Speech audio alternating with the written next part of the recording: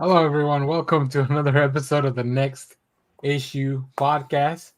Glad to have Josh back for today after his suspension's been lifted. The charges have been dropped against him. He was being unilaterally framed, but he came through the other side. Clean What as a is whistle. what is Colombian prison like? Not as bad as everyone thinks, actually. And there's a shit ton of drugs. So. Oh, that's what we thought there was, though. I think. Sorry for our Colombian viewer. We really need to drop those stereotypes, guys. Come on, it's 2024 now. Yeah, no, drugs you're are right. everywhere. Yeah, they're in all the prisons. To kick off our show, we're gonna wrap up finally our MCU, the ranking that we were doing over the past couple of weeks, our tier ranking. So to give everyone a bit of, before we get into the main refresher of it, for our S tier, we had 8 different films that Jeff, Clay, and myself put on there as S tier. And we didn't know how we were going to rank them. So I figure let's just everybody make a list. We'll assign numerical values. Well, I guess that those already have numerical values. Josh gave us some input on that. And through the magic of the... Also, just to remind everybody, sorry, the S stands for hope. The S stands for hope. That's what S hope tier. The hope tier, that's right. It gives us hope that we will get more good MCU films. So this is our final ranking of the S tier. So Jeff had Iron Man at number 1. Clay had Endgame at number 1. Josh had Black Panther number 1. He hadn't seen Guardians, so just unfortunately by default that went to number 8. Sorry. And then I had the Winter Soldier at number 1. I just broke Clay's heart. So well, Clay's gonna write me out of his will later. I can feel it. Yeah, I want you to watch Guardians 3 and then come back and just feel bad for the whole episode. Okay. No, hey, that's fair. That's totally fair. He's gonna write you into his will, and he's gonna leave you his copy of Guardians of the Galaxy Volume 3, so that you'll eventually get to it. Nice. And then on my deathbed, I'm watching Guardians 3. So ultimately, the film that stood at the top was the one with the lowest number, of course, because that, mathematically that makes sense. So you see nice formulas. Look at that. Who said my accounting work skills don't translate over to the show? Humble brag. That's right. So let's. Is Marcel pivot? This is not a pivot table. But I can do one. But I know. So here's the final ranking. So we ended up with Infinity War at number 1 on the S tier. Then we have Avengers Endgame. Then we have the original Iron Man. Then Black Panther, Winter Soldier, No Way Home. Guardians, even though Josh hasn't seen it, it didn't go all the way to the bottom. I think that was because of Clay's higher score. It definitely should be 2 movies higher. Multiverse of Madness. I don't think I would. I wouldn't put it above the Winter Soldier, but that's just me. I would put Black Panther. It ties above Iron Man. I mean, it's so good. It ties so many things together and still sets up for anyone else to take over. The only reason it's a little bit lower on my list is because it doesn't it's the third of a trilogy as opposed to just this movie stands alone, right? So, and that's kind of what we were trying to do. But yeah, here's our final ranking then. Here we go. Damn. We'll probably revisit this. Deadpool, we talked about Wolverine and Deadpool being very recency biased, which was the reason we did not put it on the S tier, but we really wanted to. So there you go. I'll save this. I'll download it. I'll share it online so you guys can critique how bad we messed up. And yeah, there you go. Our Guardians 3, man. Guardians 3. Our big ranking. Josh has turned his back on us. He doesn't. No, sorry. He's turned his back on Rocket. Yeah. When I get my rocket Wow. tattoo, I'm going to have a little word balloon that just says, "Thanks, Josh." All right. So whether you're watching this live now or if I made this into a separate video where I put everything together, let us know, what is your ranking of all the Marvel movies? Is there one that you disagree with? I think everybody's going to agree with Thor: The Dark World. But who knows? There may be people out there that love that film. So yeah, let us know in the comments. I've tried to revisit and I fall asleep. What was the stopping point? Because like I don't see Eternals on here. Or It's right here. It's in column A and column B. All of them are here. My God. Okay. The only No movies, Disney Plus shows. Yeah. only movies, no special presentations either. So like Werewolf Okay. by Night is not on here. Or the That'd Guardian. be number one in S tier. Werewolf by Night. It really should be. It should have its I own love tier. it. I love it so much. It's so good. It should Guardians be on Holiday its own Special. tier. Yeah, I plan to watch it again on Halloween. Taking up 2 spots because both the color and the black and white version are amazing. So, all We right. may go back and add Pride of the X-Men later, somewhere in there. So I think next we're gonna have to do all the Marvel non-MCU movies, starting with Blade, just so we don't go all the way. There's a lot. There's All a right. lot back then that maybe we're gonna be low anyway. So Which unseen Marvel movie should I watch first? Guardians 3 or Blade? Blade. I've never seen Blade. Any of the Blades. All the Blades. Guardians 3. That's what I figured. Yeah. You're missing out. I mean, By not That's what I watching heard. Blade. you should watch both. Oh yeah, no. I I would will just- at some point. Yeah. Ship your kid off in an Uber and go watch Blade.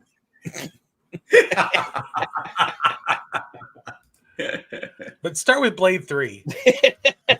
No, I have read stories about Blade 3. I don't need painted on eyeballs. All right. So Oh God, yeah. You Well, 1 and 2 are great. I mean, like, Yeah.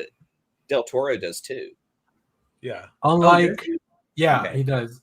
But unlike the Dark World, that benefits a lot from an Endgame, Blade 3 does not benefit a lot from Deadpool and Wolverine. It's got Patton Oswalt, Natasha Lyonne, Ryan Reynolds, oh wow. Jessica Biel, Jessica Biel. Jessica Biel. Triple H. Invisible Woman? No, that's Jessica Alba. I always get them. Yeah. Alba. Sorry. This is Mrs. Timberlake. Oh yeah, I forgot about that. Wow, She, Who I don't think we was talked- in Seventh Heaven. She was in Seventh Heaven. That's what it is. Yeah. she was in Yeah. Seventh Heaven. I don't think we talk about Justin Timberlake right now. I think he's in trouble for something that I don't I want to think Google. he's in She's trouble the- just for being old. Oh, for drinking. Old and gross. He got a DUI. Okay. Thanks for. I was like, look, if you could get in trouble just for being old, Yeah, I'm We're like, fucked. dude, I'm sitting right here. Yeah. Like, but you have to also be Yeah, but gross with it. we're not creepy. I Is mean, this he's like old and Logan's creepy. Run? It's, Yeah, right. It's like It took me a he's second. too old to be singing about. He's too old to be. First off, he's gonna break a hip gyrating like he does still on stage. Blade He needs 3 to be also has careful. Norman Reedus. Oh yeah, Really? Yes, that's right. It does. oh, wow, Jesus. Dude, There's a everybody lot of was in pluses. that It has movie. Patton Oswalt. I mean, it has a lot of Un- pluses to it, but overall, like, Wesley is going to bring that motherfucker down. He is not going to try. With the exception of the movie itself, Blade 3 would absolutely be awesome today. Like with that cast, like Yeah. Oh, yeah. Just get everybody together. Get the gang back together. get Wait, the gang back together. I'm trying to think if anybody's either passed or been canceled since, but I don't know. It's hard to tell. So Fix the new Blade movie with old Blade and have dual Blade. call it double-edged. Oh man, we did it. We did it. Oh, wait a minute. We're done. We're And out. then bring in 70s Blade with the classic look and have an older actor play 70s Blade. Keith David. older than Wesley Snipe. Yeah. Or do Morgan you have to go Freeman. like generation before Yeah. Snipe? Yeah. Keith David would be a good, but I don't know if he's that much older than Wesley Snipes. Yeah, I know. Yeah, I right? know. I'm like, well, I mean, he has one of the best fights ever in They Live. I just remember that, and that was in the early '80s. That's right. So he's got to be quite a bit older than Wesley Snipes. Keith David was 68. Wesley Snipes, who just put out a comic apparently, is 62. So Damn. we need to go older. Well, let me see. That's why I said Morgan Freeman. Who's in the new Gladiator? Freeman Blade. That'd be fucking awesome. I would definitely. No, god damn it. As long as he narrates it. He was in Gladiator 1. Denzel is in Gladiator. Yeah, he'll be in the next Gladiator. Yeah. Mahershala Ali is 50 years old. Really? And that's a revelation to me. He does not look 50 or anywhere close. I just want to hear. You want to hear the scariest thing? Oh, I'm sorry, Jeff. Go ahead, Josh. Go ahead. Well, scariest thing someone on a podcast recently pointed out. Do you know how old Elvis was when he died? Think of old Elvis. He was in his early 50s, no? He was in his 40s. He was younger than I am right now. I know. Really? I'm gonna fact check this real quick. Hang on. Well, but avoiding he had hard living. Yeah, avoiding drugs and fried sandwiches has probably saved you some. 42 years old. Jeez, Lou. Oh. Yeah. 42. 42. That's a lot of life in 42 years, though. Mm-hmm. Yeah. Along with stealing other people's songs, sleeping with underage girls, drugs, hanging out with Tom Hanks Tom Hanks, wrecking your bowels.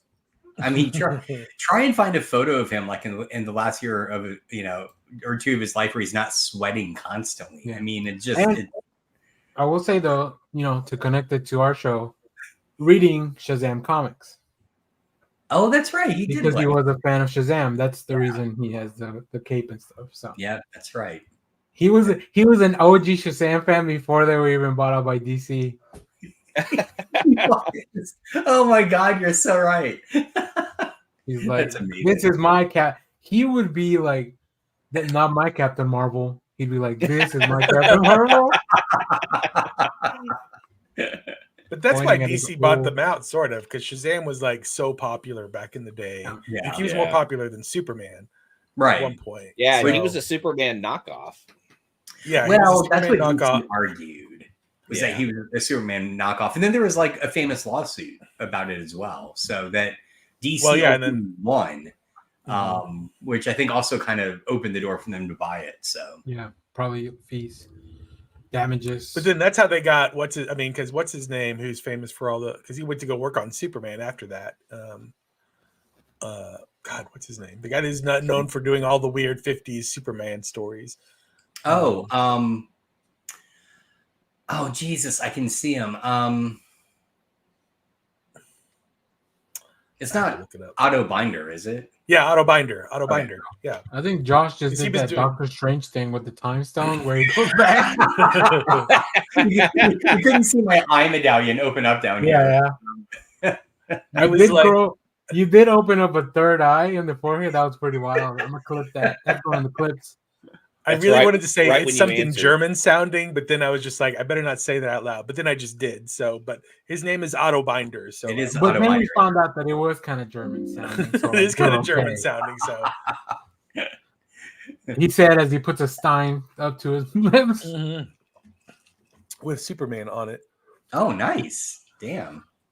I want. And this is mullet Superman. Oh wow, that is beautiful. Right there. I want to go to Jeff's place and figure out how many of his dishes don't have like sci-fi or comic book or like any genre. There's not many. Oh shit! I was at a antique store yesterday. Oh, I love that.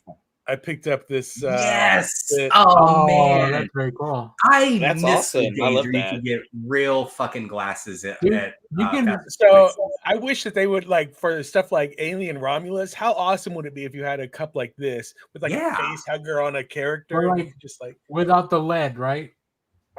Yeah. I mean, I'm still around. Elvis died at 42, so.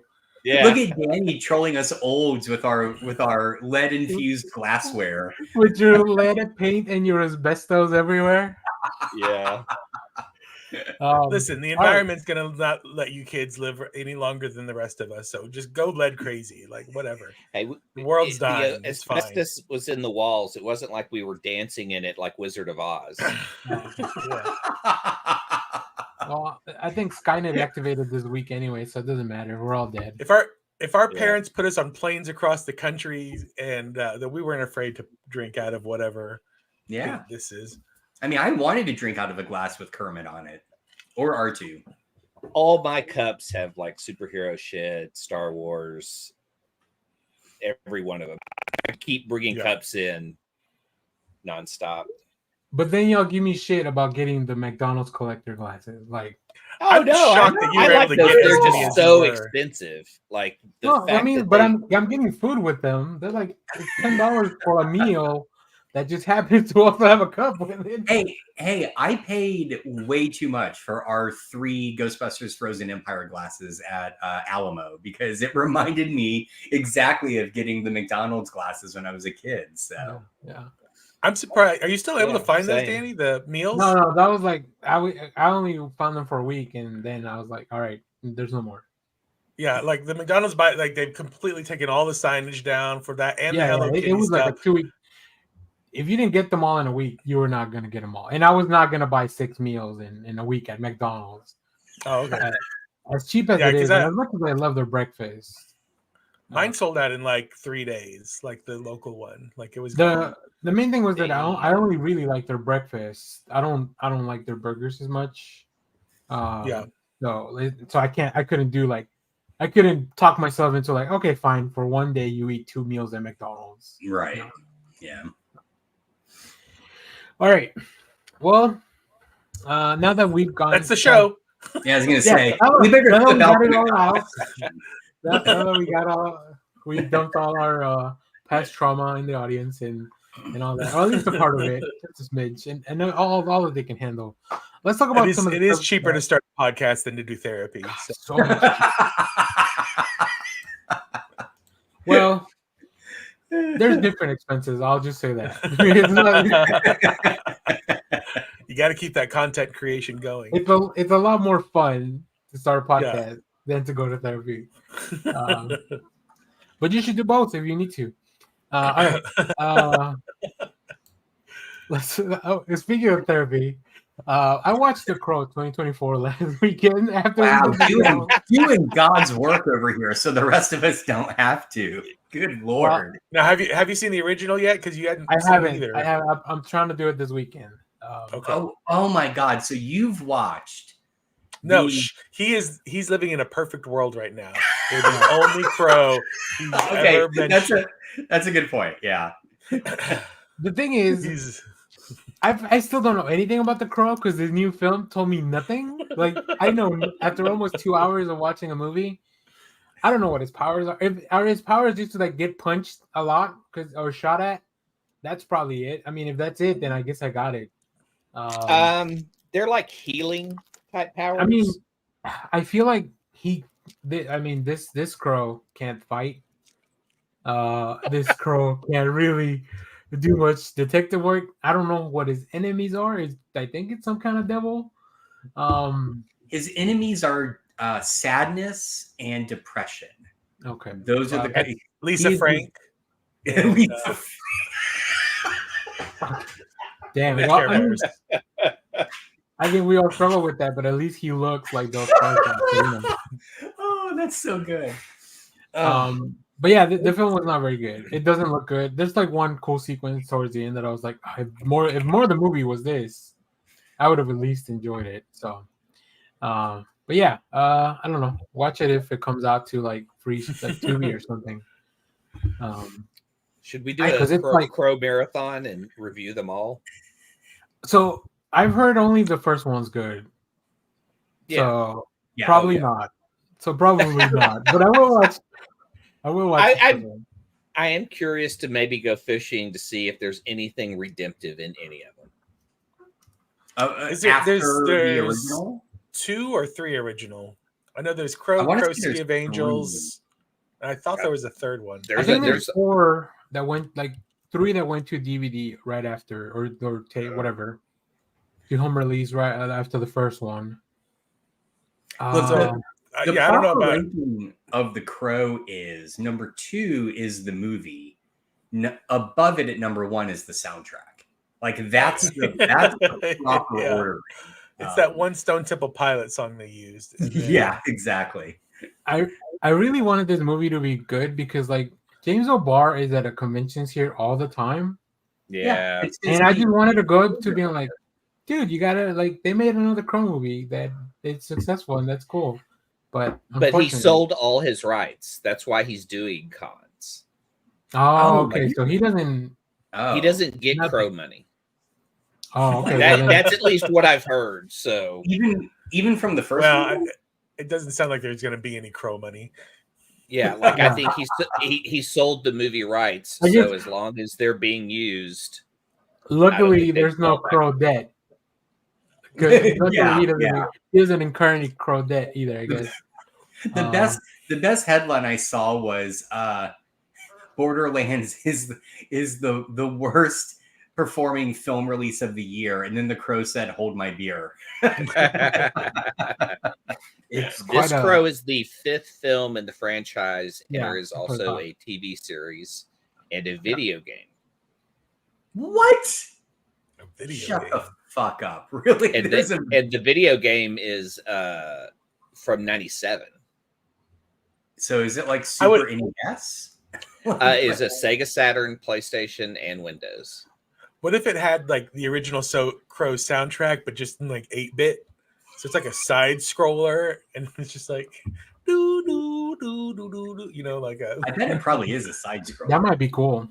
Here I'm going to throw this at you, Danny. The Crow City of Angels is written by David S. Goyer. Oh, but that's the second one, right? That's the second one. Yeah, that's with it's like a French guy or something. I see. No, he's for whatever reason he's like. I mean, listen, I like Batman v Superman, so I might check that one out too. Who is the actor that replaced Brandon Lee? Good question. It's a few people. Vincent Perez. Vincent Perez. That's who. In the second film. Yeah. I remember when there was a Jason Momoa thing being thrown around that he might be the Crow. And I was like, that's horrible. The Crow is not a buff guy. I don't think so. It's in the name. I forgot. Kirsten Dunst did a Crow movie. She's in the 3rd one with Eric Mabius, who is the Crow. Wow. Ooh. Do they kiss upside down? And the 4th film, Edward Furlong is the Crow. No, really? With Tara Reid and David Boreanaz. Wait, is David Boreanaz the Crow? No. Oh no. Okay, he's just there. Is he Angel? Does he play the Angel character? Is it the crossover we never asked for? I might watch It's that. weird because this is a film based on a novel. So there was actually, I guess, maybe a good Crow novel, and then they cast these people. Wow. What is that one called? Crow. Wicked Prayer. Huh. That is the most 90s subtitle ever. It's 2005. I'll tell you this. I would have listened to that alt rock album. Like Wicked Prayer would have been on my playlist. So right now you've seen the best iteration of the Crow you've ever seen. Yes. Currently, Crow, the number 1. Because I've never even read a comic. So, like I said, I don't know anything about this Crow character. I was trying to. I swore in my brain that I had the Crow original comic in a Humble Bundle, but I just looked and couldn't find it. So, but I feel like it's floating around out there. It's all right. I might just pick something up from James O'Barr's table next time I see him at a con. There you go. Yeah, you should. I think I've read The Crow, but I mean, all I kind of recall is like what the movie is, Vengeance. Yeah.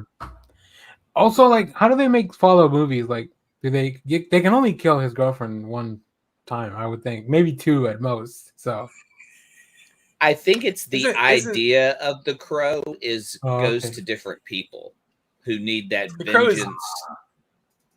The Crow's basically Hellshock from Image. That's a 90s image joke, if you guys were around for that. That told me nothing. I'm trying to remember Hellshock. I mean, I was around. I wasn't reading it. But Josh was around working at a comic shop, and he still doesn't know what the hell you're talking about. But I mean, if you take just the core elements, the Crow is just the Punisher. That's it. I mean, it's the same conceit. I wish that was true. Not according to the movie I saw. Because this Crow gets his ass beat just over and over again. Yeah, like he gets the bad guys. He defeats the bad guys basically through. They get tired. Like they just get tired. So is he into S&M? Like, what's going on here? Like, I'm so confused. Yeah. All right. They didn't even have a cool song. Now I'm disappointed that there wasn't even a cool song in this movie. I don't like. So we in the Discord, somebody dropped a note saying how The Crow is a very dated concept. And I don't know if I think it, because it is like, it's just a vengeance story, really. It is just like the Punisher. But the idea of The Crow being that kind of iconic 90s grungy whatever, that's the part that I think is kind of hard to adapt. And I think that if I were to do it today, I would either make it a period piece, so you set it back in that time frame, so it makes sense. Yeah. Or you have to adapt it to like what would be the equivalent to something like that kind of 90s grungy whatever. And I think it's like, I don't know what they call it. It's like those kids about it's like those movies about the really rich kids that do nothing but heroin and like they're like a heroin chic look, like a heroin chic kind of thing. Well, like they're like those movies with where like all the rich kids go party and I can't remember like any. Jeff, there's a name for this genre. This 2024 film, I think it was a period piece. I don't know. They had cell phones that looked like an iPhone, kind of, but then also somebody showed up in like a Corvette that looked like it was from the 90s. That almost looked. I looked at the car. I was like, "Is that a DeLorean? What is happening?" But then it's not a DeLorean. It was one of those like Corvettes or a Ferrari from the 90s that it doesn't look as sporty as the ones from today. So like, I don't know what period this. I don't know any. This movie told me nothing, Jeff. So maybe I'm dumb. I don't know. No, I would say what you experienced is what, and kind of what my comment that Jeff mentioned was about is The Crow is more style over substance. And what it sounds like is this film only got the style and none of the substance. Why didn't you guys pitch this when we pitched Zack Snyder movies?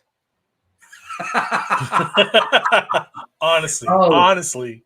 Jesus, can you imagine Zack Snyder's The Crow? I would be there fucking day one.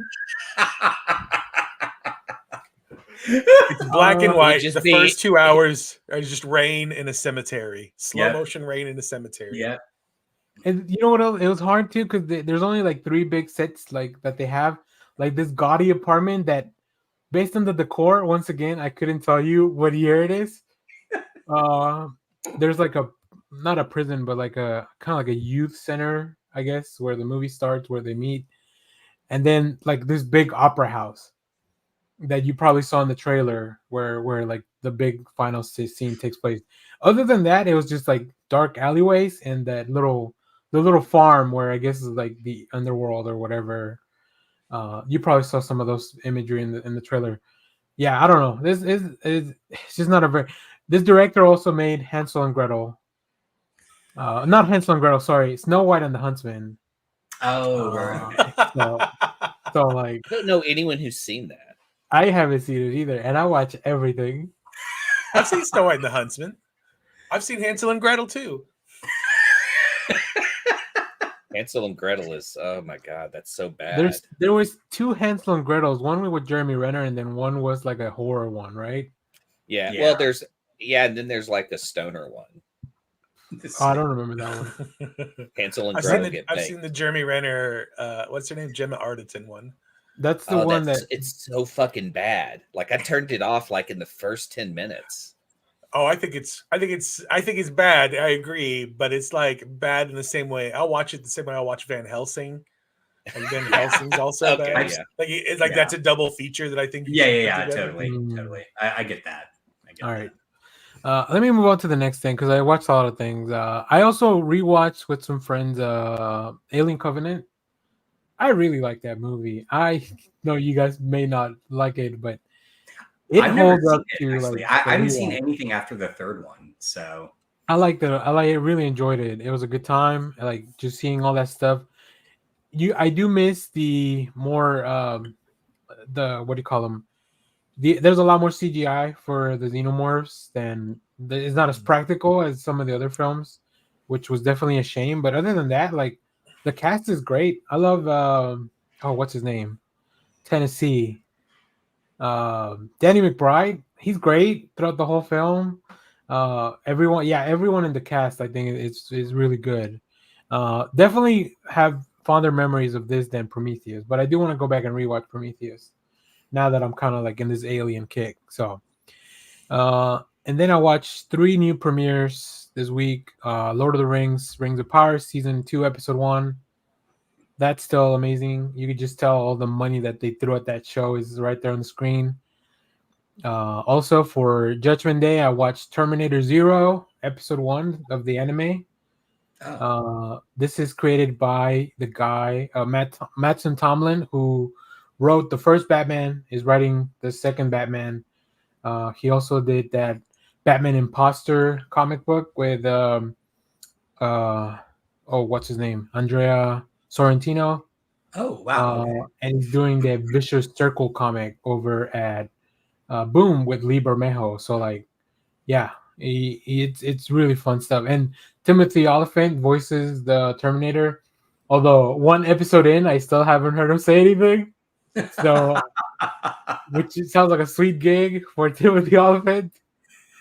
I really like that's classic Arnold Terminator script writing there. Like, hey, we got to pay him per word, so limit the words. All right. And I think Rosario Dawson is the main protagonist in one of the timelines because obviously there's time travel involved. I like it. It looks cool. Like it's a good looking anime.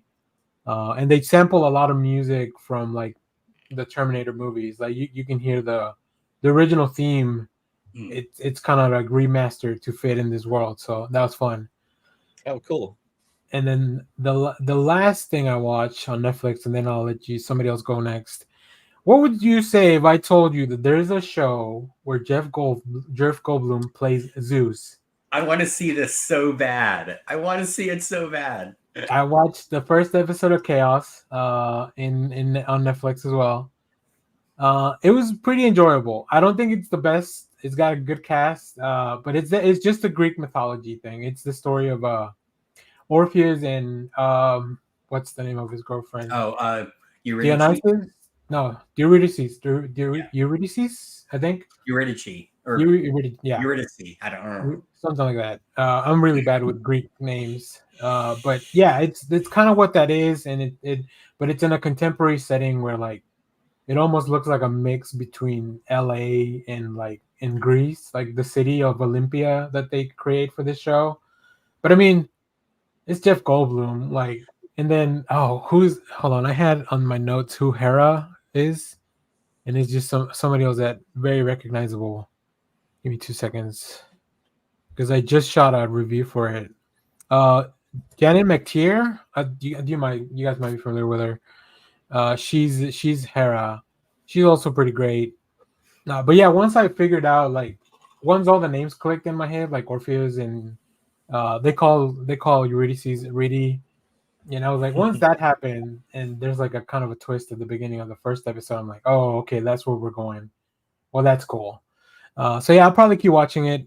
I'll have reviews for those three things on the channel this weekend. Actually, our review for Lord of the Rings is already out. I need to watch the other ones though. But let me pass it on to Josh. Do you have any stuff that you've seen, or is it all comics? Nope, I got one thing I've seen. Okay, but let's go to you then.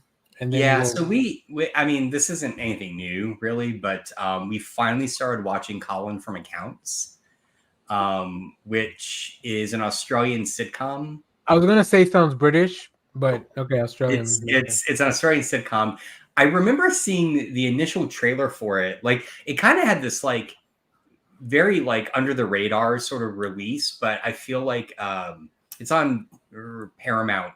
I feel like Paramount knew they had a hit on their hand, because the trailer for it originally is just basically like the whole opening sequence, which is just it's a meet cute gone awry, which is a woman who is a med student is just crossing a street, and there's a guy in a car who stops for her to cross, and they kind of do this like she stops, so he starts to go, but she takes a step. You know, it's kind of like back and forth, and then he's just like, oh, you know, you go ahead. So as she walks across, just totally out of nowhere, just because she's kind of being like flirty, she just flashes her boob at him, and then keeps walking, and he's so like flustered by it that he just starts to pull forward, and he hits a dog, and the dog survives, but it brings these two people together.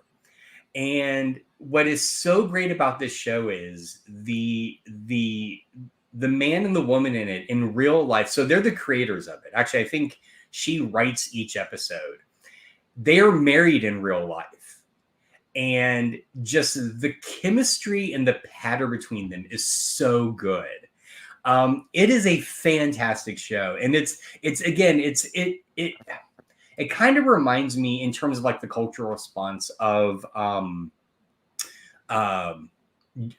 Jury Duty, which was like this little under the radar show that people just started watching and talking about. And so anyway, season 2 just hit, and it's like a phenomenon now. So anyway, we started watching it. We're about 2/3 of the way through the first season.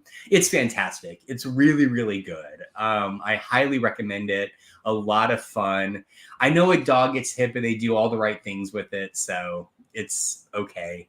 But anyway, it's good. And I don't want to spoil where the title comes from, so just watch it and find out. Okay. I just figured it was some accountant. Yeah, well, there you go. All right. Let's go to you, Clay. What have you watched? Over on Apple, they had a documentary called Hollywood Con Queen. Have you guys seen this? So what this is about is there's this person who was conning people who worked freelance into traveling to travel to shoot things and create fake projects and scam money out of them. And so, yeah, so you have these freelancers who are in the documentary explaining like how they got conned, and like one guy won't show his face, and yeah, and it's like I think it's like 5 episodes of how this person would call them and was impersonating some of the like big time Hollywood male producers. Like, who's Sony's big one?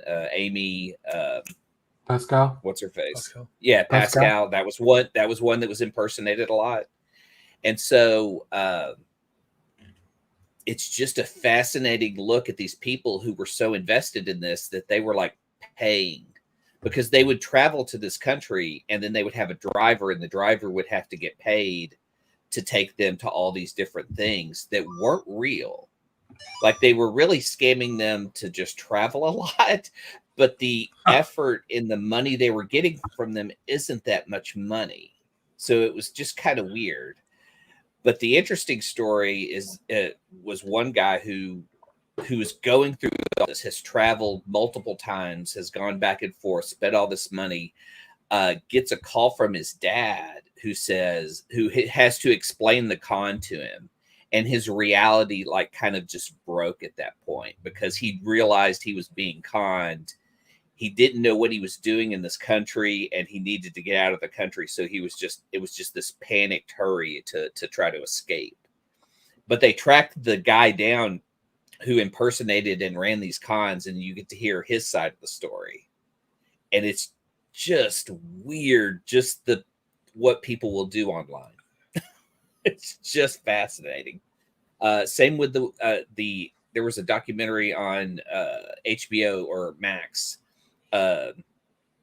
called The Anarchists. And it was about a group of people who wanted to be anarchists, who were being led by this guy who is just really saying, well, anarchy is just non-governed. So we want to live a non-governed life. And, yeah, exactly. You know where this is going. Oh, so God. Like this documentary takes place between 2015 and 2020. And it follows them as they go from being a Facebook group about anarchy to having conventions where they have meetups about anarchy down in Acapulco. And then during it, one of the guys really gets into crypto and then it becomes an anarchy crypto con.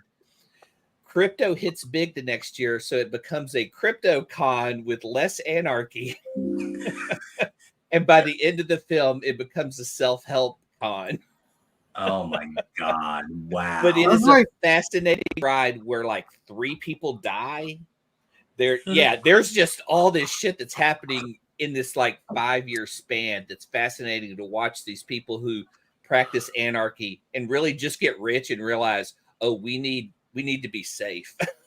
We have a lot of money. Anarchy, we love anarchy capitalism is what they love. Sounds like these people just were lonely and they needed friends. Every one of these groups that like starts online is that way and becomes like some sort of weird cult. But the fascinating part of the anarchist is the guy who's like the guy who starts the movement, the guy who started the podcast. He is a straight up Mike Judge character. He is a cartoon of a man because at the beginning he's like, just trying to get the movement going.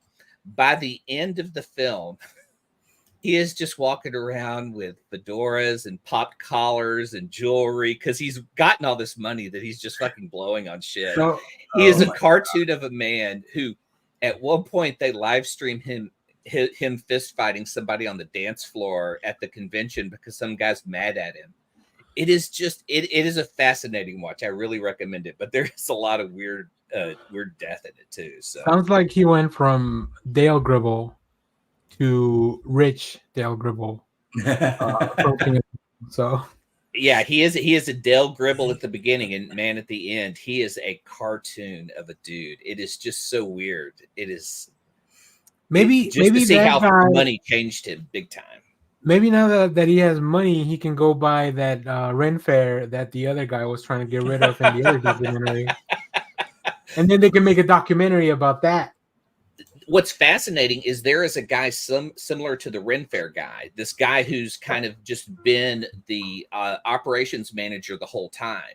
Well, after the convention becomes crypto oriented, this guy hires a producer who used to work for the fucking government to run the Anarchy Con. So there are pictures of her where like all the audience is like, this woman was like helping President Biden with these different events, and she's going to come help us organize anarchy. Like it was just really ridiculous to see this the way it went. I don't think these people like looked up what the word anarchy means. Right, exactly. Well, that's the fascinating part, is because at the beginning the guy explains like, my idea of anarchy just means no government. We want to bring the governments down, and his pivot to crypto makes sense. Is like, the centralized banks can start and end wars. That they run everything. If we go into crypto, then there is no centralized. We control it as the people. And of course, during that, Bitcoin takes a big dive. you know, and so the con doesn't have a lot of people coming because they were all invested in crypto because they had been so invested in this con, and so they can't come. Like I think it's 2020, and so you got this rich guy just kind of bumming out because people aren't sending him more money. And that's the anarchy way. It's really the biggest thing is seeing the guy explain anarchy and then the people who show up believing it's true anarchy, because there are these two kids who were wanted in the States for drug trafficking. And so they said the best thing they could do was like head down to Mexico. So they took off down to Mexico and they saw that this thing was happening with this convention. She's like, hey, you know, could you guys put up 2 more if we head across the border? They're like, sure. So they head down there, and these are like young kids. They're like in their 20s, and they really believe in anarchy.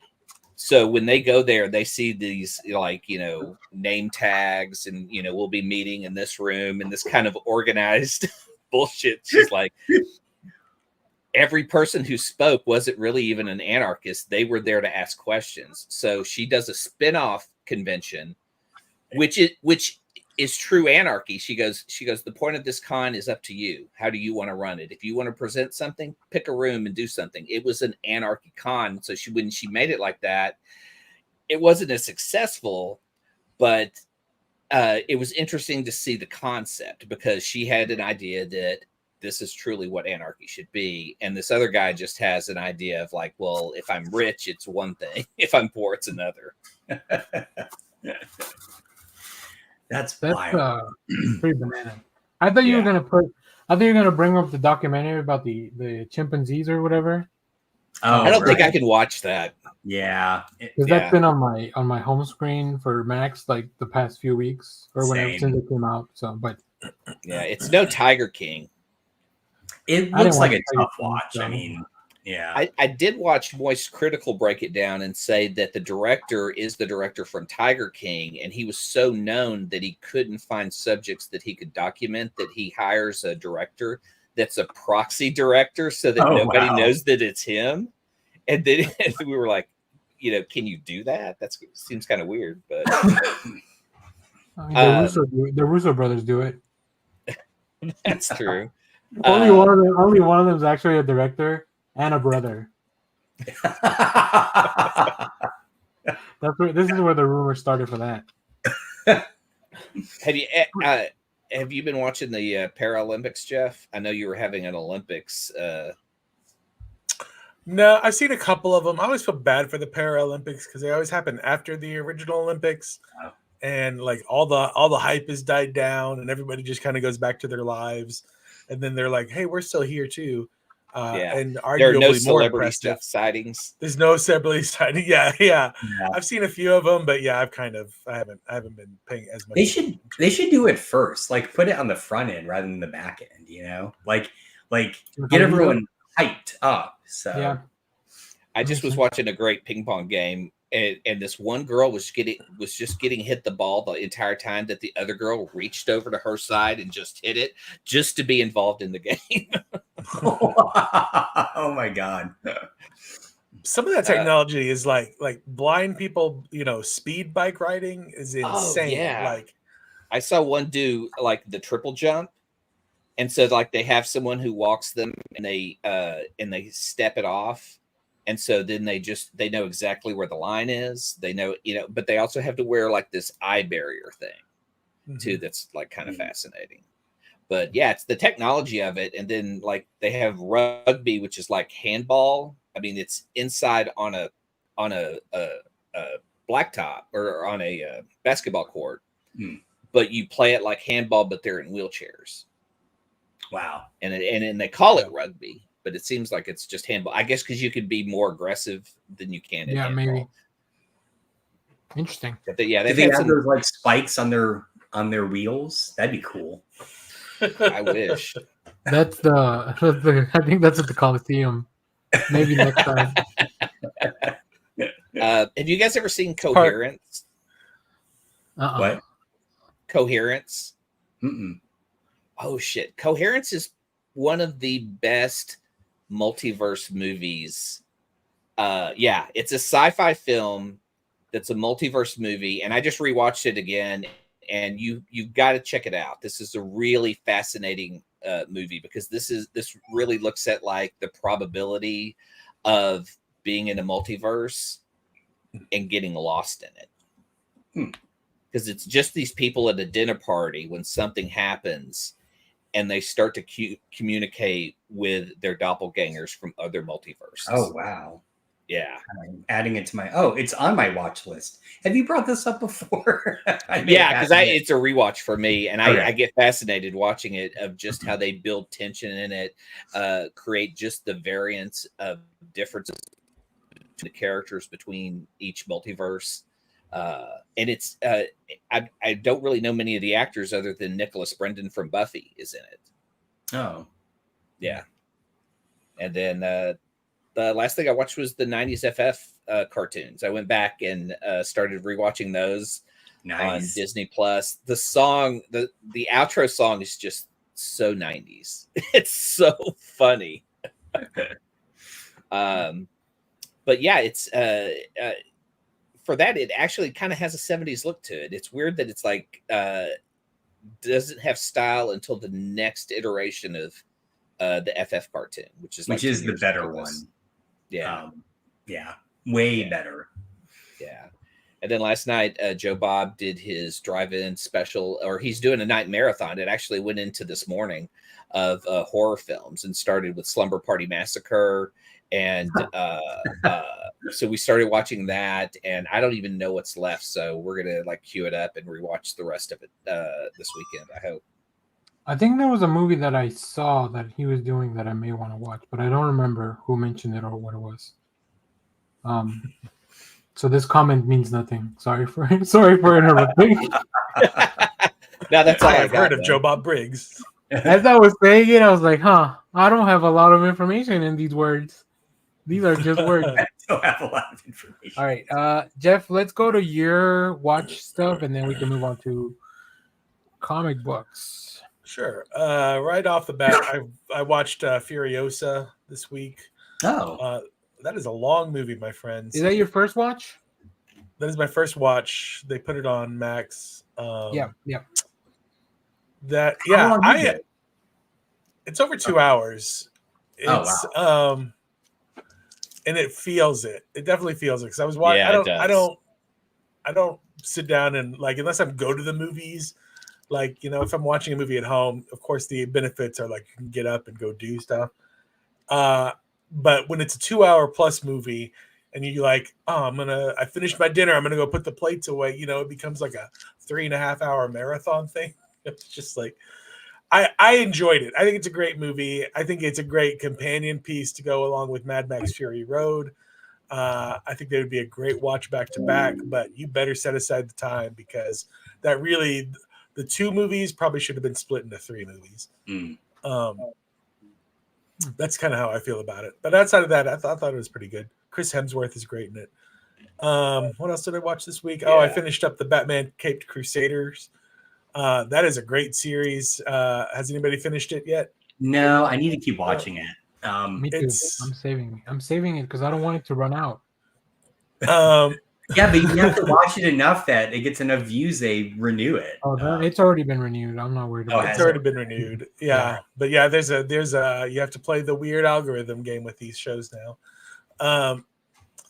But I think it's fantastic. It's my favorite. Is it my favorite? It's pretty up there. My favorite Batman since the original Batman animated series.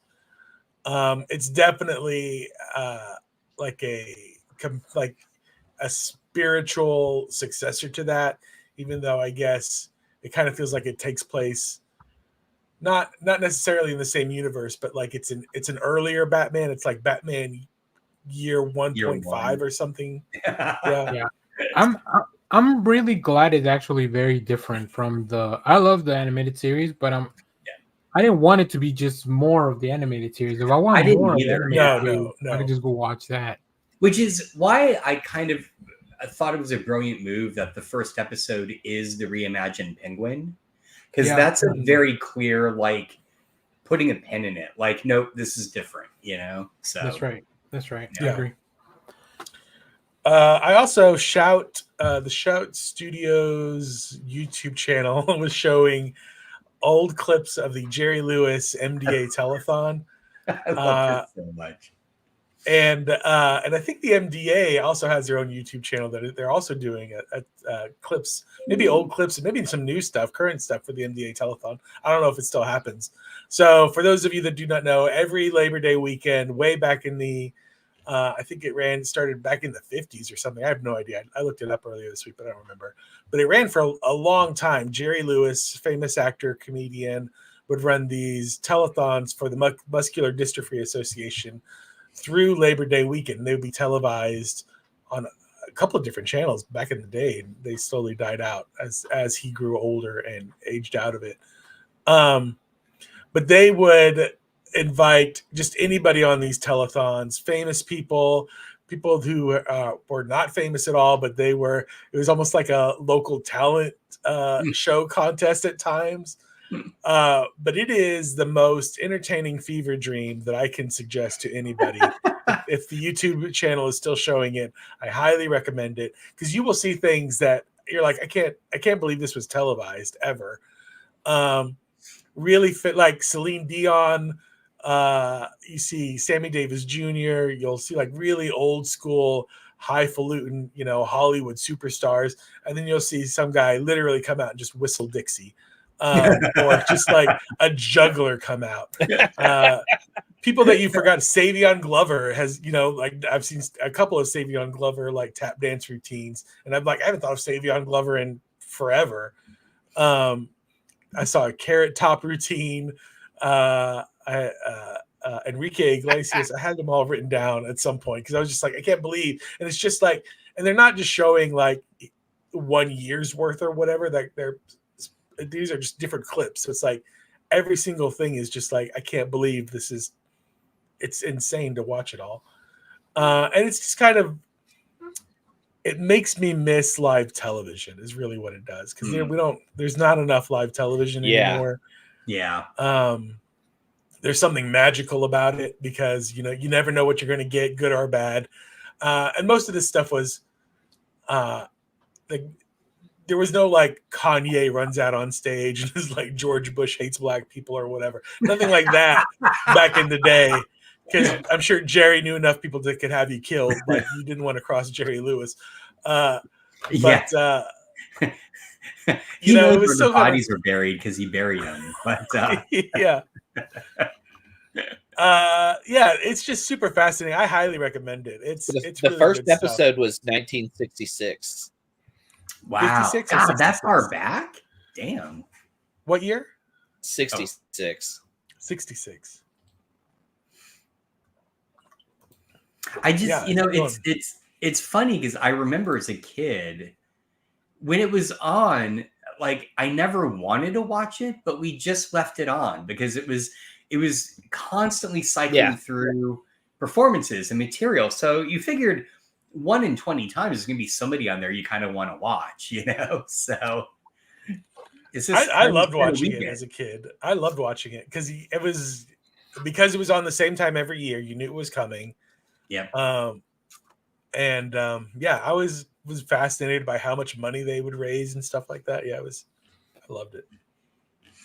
Nice. Have you ever seen one, Danny? I've seen telethons. Yeah, not that one exactly, but like in Mexico, they used to do one for Christmas every year. Oh. Or like the week before, just to raise money too. Yeah. I also watched that episode of Parks and Rec, so I'm pretty familiar. Nice. So cool. Is that all you got, Jeff? I think. Oh, I watched. The last thing I watched was a new game show on. I think it's on Peacock called The Anonymous Game show. Game show. It's one of those reality games. It's like The Circle. A bunch of 12 contestants enter the house, and then they all have tasks to complete. Whoever completes the task the most wins immunity. But then they go into this hideout spot, and then they talk about each other using these like icon synonym names, so nobody knows who each other is, so they can all talk shit about one another and who to vote out and whatnot. And then they have to come back out and face each other and try to, pretend that they weren't the pizza icon talking or whatever. It's fascinating. It's pretty interesting watching reality shows where people are trying to deceive one another.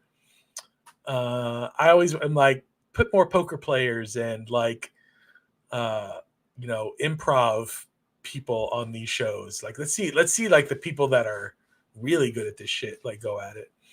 I would watch a show like this if I knew that it was more lighthearted and well-intentioned. This one, I can tell it's not. Yeah. Like, so I already get enough of anonymous jerk-offs online by every once in a while looking at a comment section, so I think I'm good. I would watch one of these if you could do it like with superheroes. Like, could you imagine like Loki in a show like this? Like, or you'd be great at it. Perfect. Yeah, Loki. How would you defeat him? You'd have to be Arcade. All right. I don't know if that crossover is coming, but Marvel, you heard it here first. Arcade v Loki in the circle. That's right. I'm surprised. So the only way to defeat Loki is be the person running the game. And be the person running the game. I don't know. Yeah. It would be fun to see superheroes in real life. Like Nightwing would kill American Ninja Warrior. Yeah. Deadpool probably be good at that anonymous game. Deathstroke. No, Deadpool. I know, but I was saying Deathstroke would be good at it too. Well, I feel like he'd be too good. I don't know that he would literally kill it. He would outdo Nightwing. Like, sir, we've asked you before. Please stop killing. Please stop killing her. You don't win money that way. Yeah. All right. Before we get into comics, I forgot to ask before we started the show. Did you guys get a chance to read the comic review? Yes. If not, then it's fine. We can skip it. Okay. I could tell everybody it's a Jeff. If you've read a Jeff Lemire comic, then you know. We'll talk about it at the end of the show once Josh is gone, so we can utilize Josh's full time. How about that, Jeff? And then Clay can just listen. He can tell us at the end if he's interested in reading it or not. All right, so stay tuned for that. Jeff Lemire, though, yes. Yeah, we'll be talking about Minor Arcana by Jeff Lemire, which should have been enough to sell you guys on it. So yeah. All right, let's go to comics. I guess I don't usually start. Actually, let's see. Josh, let's start with you because you have a lot and you got to leave at some point. So, and then feel free to jump in. You're muted. But feel free to jump in. I'll go through mine pretty quick because I haven't read most of these. But I was saying before the show, like, man, this week was fucking enormous. There's just so many comics. Yeah. So here's what I read. Just kind of weird random shit, ever since they've been re-releasing facsimiles of Secret Wars. They've also been doing the post Secret Wars symbiote Spider-Man run. And this, I'm assuming, is going to be the last one because this is where he goes back to the original costume. This is such a weird, from a 2024 perspective, this is such a weird issue.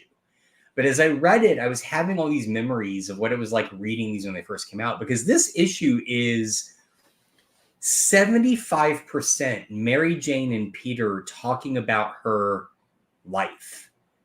You get her backstory for the first time ever. It's very sad. And honestly reminded me way more, like, I was like, oh shit, it's very clear that like Sam Raimi and the screenwriter of that first Spider-Man movie were aware of this issue, right? Because it's very kind of similar to that. And then there is not even really an action scene at all. There's one tiny moment with the Hobgoblin that doesn't even involve Spider-Man. And then, again, spoilers for a 30-year-old comic now. 35-year-old, even that.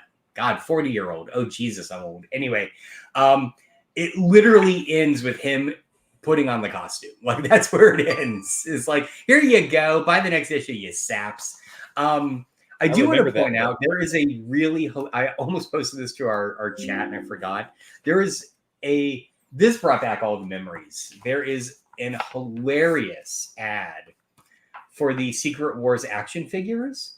Yes. I just want you up here at the top. It says straight from the pages of Marvel Comics, right? I'm going to do just a reading of Dr. Doom's dialogue there because you have to hear it to really understand it. He says, "The secret decoding shield of Dr. Doom now commands my Doom platoon, by land and sea, by sun and moon, to make the earth a living tomb." And I just want to point out, I didn't realize the writers of Marvel Comics were Yates. This is like Walt Whitman shit. I mean, it just, I laughed my ass off reading that ad. So anyway, tons of fun. I'm continuing to read Saga monthly. I don't know if it's just because I'm 68 issues in now, but this book is working perfectly for me from a monthly standpoint. I can just pick up the new issue. I remember what's been going on. You know, Hazel's narration kind of does a really good job of kind of catching you up. This one's really cool though. It actually, the opening pages, I was confused because I was like, I don't know this character. It's like a young girl in trouble at school. And then you find out it's the mom. And we've never seen her in the past. Story. Yeah. So that was kind of cool. Monthly. I'd like to put monthly in air quotes from way back. What's monthly when it's coming out and they take breaks? Sorry, hang on one sec. I mean, monthly. You know, they let us know at least. That's true. That's true. I want to hear what they're saying. All right, sorry. He's like, I'm gonna put you in an Uber. Wait, was that Hazel here and him? Is he like, you talking about me? No. She's trying to wrap a present for the party. Oh. Fantastic Four number 24. You read it as well? So good. Good. This issue is I want to sit down with Ryan North because I'm convinced he is a giant science nerd. Because this book leverages so much, like he must just be reading all these like science texts and just being like, well, that's a cool idea for a story, right? This one really leverages it. And it has, I want to hear what you thought of the ending, Jeff, because it has a shock ending. And I was like, holy shit. I love it. I love this run of Fantastic Four. Every single one of these stories has been, so for this full run, every single one of these stories have been like one issue arc, like not even an arc, just kind of like he's slowly building. Like Dan Slott wrote FF beforehand, and Dan Slott had this big old epic thing, inherited 2 kids from the scrolls and stuff like that. And this run so far hasn't really added a whole bunch to that. Yeah. Like they've kind of been moving around a little bit, but it's not like he's been building big stories on the FF mythology. It's just been these quick little one-off stories kind of thing. But this story, something happens where it makes me think, oh, now he's building something. Yeah. And that's got me really super excited because you also posted something in the Discord about how they're taking a break because they want to get on. There's some scheduling things. They're having a couple of big issues coming out. And then I know Marvel's going to push them big next year because of the movie. So it makes me excited for what's coming up, just knowing that on the outside, and then this little tease at the end of this book.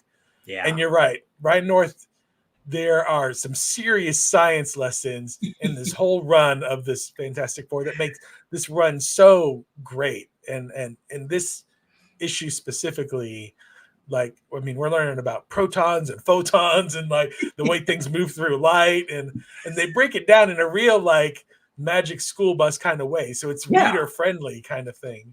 Yeah. I love this. This was a really great week for comics, and this was one of my favorite issues of the week. Yeah.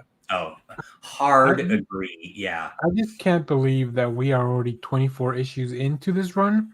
Yeah. Because it feels like just a couple of weeks ago that Ryan North jumped onto this book. I know. Yeah.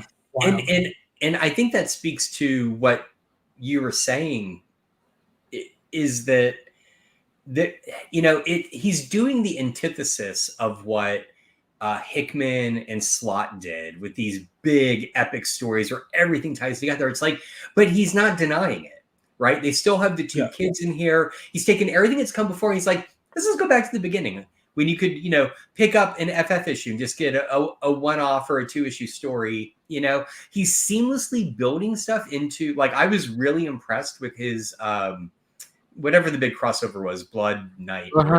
Blood Knight. Yeah. That crossover where it felt very organic. It didn't feel like shoehorned in at all.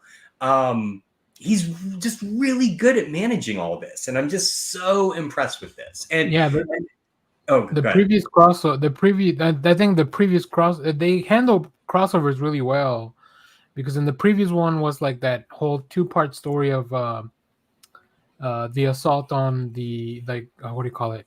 The tower of whatever. Like, it was a play on the Pelham 1, 2, 3. Oh yeah. Oh right, yeah. Yeah, so like they do. This format really works because you're never interrupting the larger narrative with these crossovers. Right. It's just like, here's another story that's happening also. I mean, I feel like the greatest example of that is they take 2 issues to tie into Blood Hunt. And at the end of the second issue, it ends.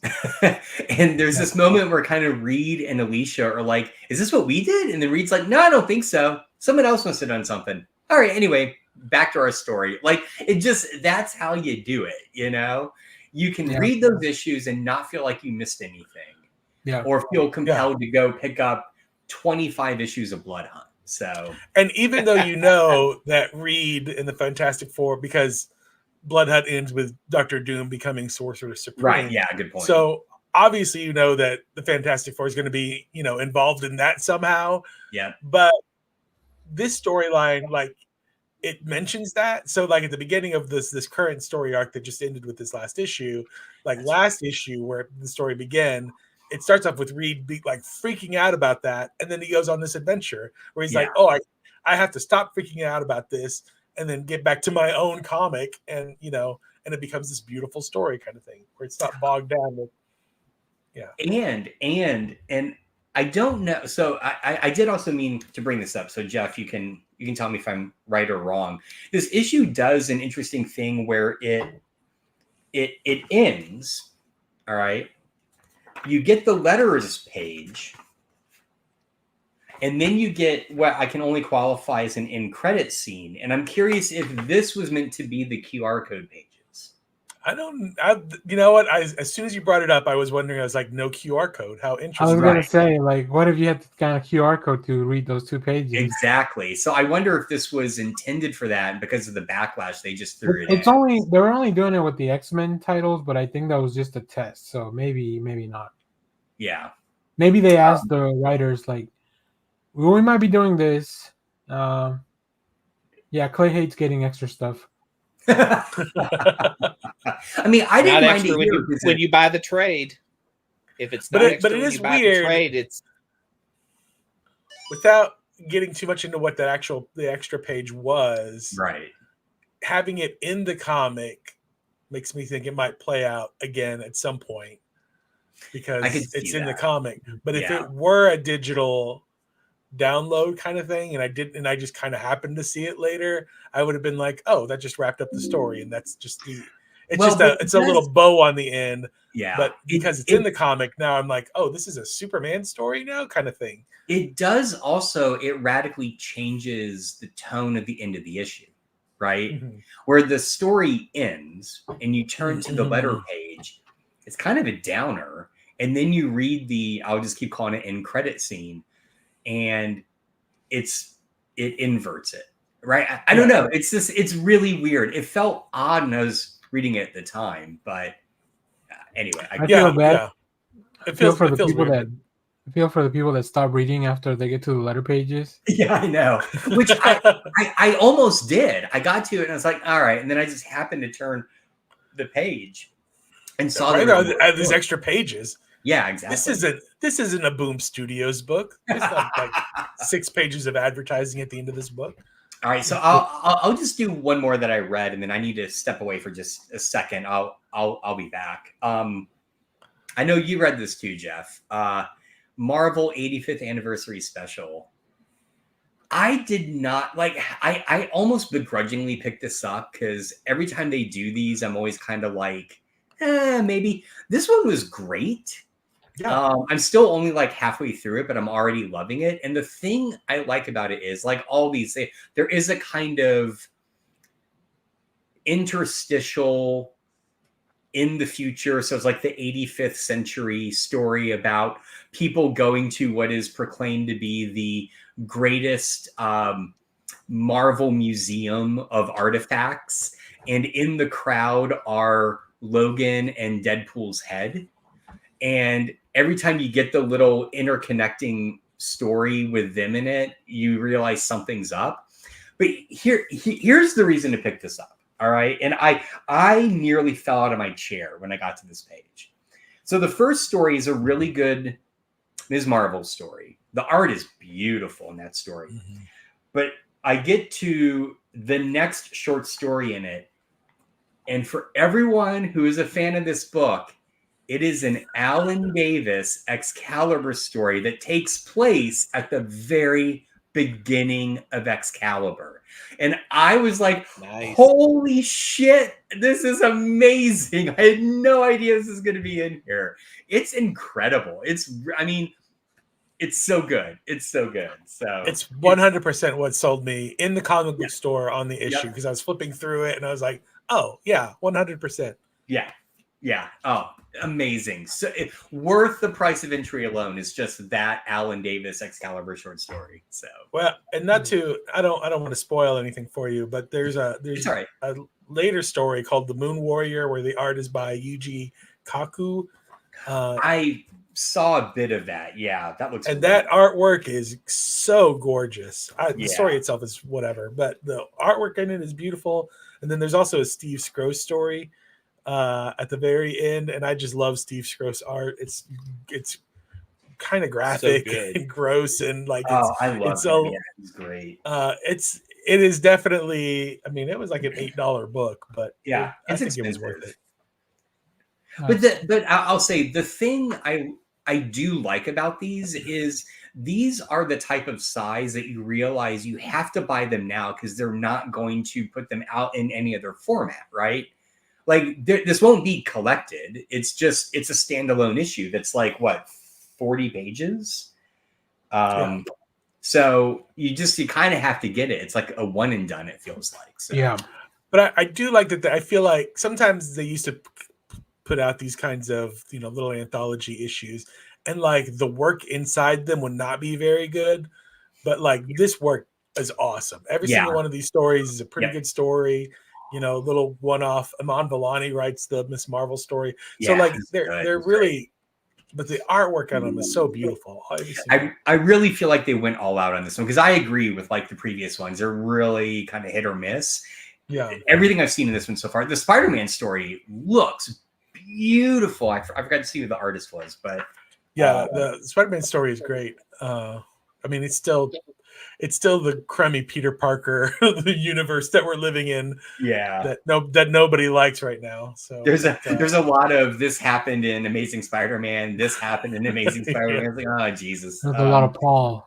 It was written by Priest, which makes sense. It feels like a Priest story, and then the pen store is Carlo Pagualayan. Oh, he's great. Yeah, it's really good. I think he did some Captain America. He may be doing Captain America with. Oh, that makes sense. I think so. I think you're right. Yeah, with what's his name, Straczynski, right now. Did he Juan Say is doing Captain America right now? Oh, then maybe he did the previous Captain America with. Yeah, I think he did. Colin. Didn't he do that opening Captain America 0 that had both caps in it? I think so. Yeah. Okay. I know we've talked about his art before. Yeah. All right, I'll be right back, you guys. Cool. Well, let's go to Clay because he also had to step away in a second. Yeah. Well, not in a second. But...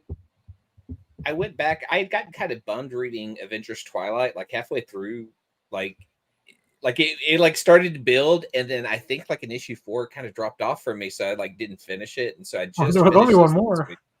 No, there's 6, I thought. Oh, maybe. Yeah, maybe there's 6. In Twilight, yeah. And so I finished it. It's good. I mean, it's Chip Zdarsky's old Avengers, his take on that, or him shipping Tony and Janet together as they have a kid who's who's really kind of a piece of shit, and but then also reinforced by a guy who is pretending to be Jarvis's brother, but who is really the Red Skull. I kind of love his evilness in this book because it's not only like I'm going to take over America, but he tells Tony and Janet's kid, "I'm your real dad." I love that evil moment of like, "Oh yeah, Tony's not your dad. I am. That's why I'm here." And the art in it is great, but there is one battle in there that I felt like we could have used some splash pages. I wanted to see some splash pages of some really good, some good battles in there. But the art is fantastic. Acuña's colors are like the thing that really kind of blew me away because it's the way that you can tell this is a possible future because the coloring is so like weird and like bright and vivid in some points, and I'm like, what is this? Why is there like pink neon lights at the park? Yeah, but I want to call it like a dirty neon. I mean, because it's like a neon city, but it isn't like a Blade Runner type or a cyberpunk type. It almost feels like it's like maybe just a little bit in the future. Like it could exist in our proto neon, where it's not like we're not fully there yet. Something like that. Yeah. So I don't know. I don't know why I got bummed out by it. I mean, because it had all these like really cool payoff moments. I mean, probably my favorite is the Kamala Khan payoff. Like that is a great. Right? Yeah. Is it the 3rd issue? Yeah. Okay. I think so. Wait, doesn't the 4th one end with Thor showing up? That was kind of cool too. It's Thor, yeah, because he says he prays. He prays to a god and he shows up. And then the 5th one is Hawkeye, then the 6th one is Hulk. Okay. That was cool. When the Hulk when that Hulk showed up. I was like, oh shit. Or the story behind the Hulk and how they have him. Like I love that idea. They keep twisting around what H Day meant, and then when you finally find out, it's like, oh shit. It's cool. All right. I know. I love that idea because like they've never really played with the MCU Bruce Banner having that much loss of control since he's become Smart Hulk. Like, so he's just kind of boring now. Yeah. This is more boring Hulk. It's more of an Age of Ultron, out of control, rampaging Hulk. Nice. I want a series called The Boring Hulk. I picked up a miniseries from a while back because I love Jeff Lemire, Charles Soule, and Aaron Cooter. And Death of X takes place during the Terrigen Mist times of the Inhumans when they were trying to make them cool. So in this run, the Mist kills mutants and like causes the death. Jamie Madrox at the beginning of the book shows up, and it's like multiple versions of him laying all over the ground where the mist has infected him and made him sick and die. So that kind of triggers the X-Men to say, hey, your stuff is poison. We got to do something about it. Well, during this time, while the Terrigen Mist is there, it creates a new Inhuman who has the power to make people sleep. So his name is Downer.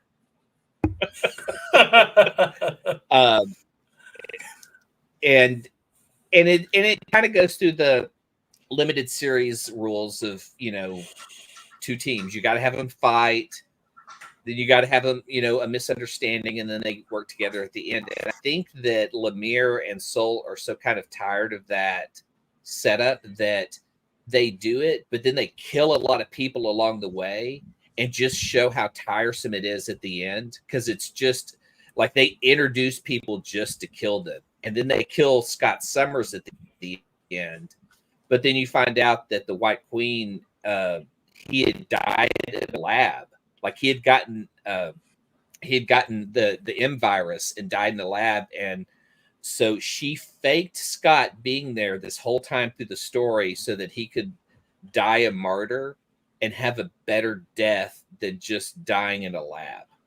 And I thought that was the most interesting thing about this book, was like pivoting on Scott Summers and what he means to the X-Men, and making that kind of the core to the story. Because honestly, after the third issue, I was kind of like, we've seen this play out before. How's it going to be different? The ending was a huge payoff. I loved it. It was really good, even for it being dated with the Terrigen Mist stuff. I remember the art being pretty cool too, because there was I'm not sure who it is. I don't remember who it is, but like the M virus like really messes people up physically, and like they really show that in the. It almost feels like Frank Quitely, but I think it's Russell Dodderman. Is it Aaron Cooter? Did you say Aaron Cooter? Oh, it's Aaron Cooter. Yeah. Okay, yeah. That makes sense. Yeah, he's doing Daredevil right now. It's so good. Yeah. Oh man. Yeah. A lot of this looks very Frank Quitely inspired. Yes, very much so. The last book, the last thing is, I thought I had the Big Book of Hate, but I didn't. So this week I went out to Half Price Books and got the first volume of Buddy Bradley's Hate Volume 1. Yeah. This was a comic that started like back in the 90s. It was just kind of this Gen X comic. And Buddy just hates a lot of shit. That's kind of the premise of the whole book. You meet the people he lives with, you meet the girls he dates. It's, in that genre of Joe Matt type comics that seems semi-autobiographical in a way, and just goes through those adventures. Yeah. There it is. They're so good. I mean, Buddy is kind of sad. At times he gets so angry, it motivates him. Okay. But yeah, that's all I've been reading. All right, cool. Well, if you need to step away, let us know, and I put a little note for you in the chat. All right, Jeff, you want to go through your stuff, and then I'll.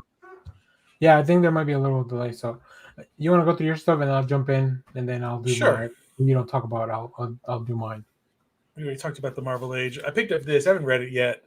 This is the reprint of the Superman Muhammad Ali. I should have picked that up. This was by Neil Adams was the artist, and it was written by, I don't remember who. And this is so big, it's hard to maneuver to figure out who it is. But anyway, it's a classic. The artwork on the inside is flipping fantastic. I don't know. It's all just Neil Adams, just being Neil Adams. That's peak Neil Adams. Yeah, it's this back page here. So who won? Freedom, America. Excellent. That's what I was rooting for. Beautiful book. Okay, so there's that. Let's see. I'm not anywhere near caught up, but I also picked up Saga. One day I will get to it. Oh man, so good. I did pick up a real copy of Frankenstein. Same. One of my favorite. Let me see. What else did we already talk about? Fantastic Four. So we got that there. Yeah. And then let's get to the big stuff. Alien versus Avengers, AVA. This book, I did not. Look at that title graphic. Like that is a logo. nice. Look at that logo. Yeah, I love stuff like that. That's great. That's got Jonathan Hickman written all.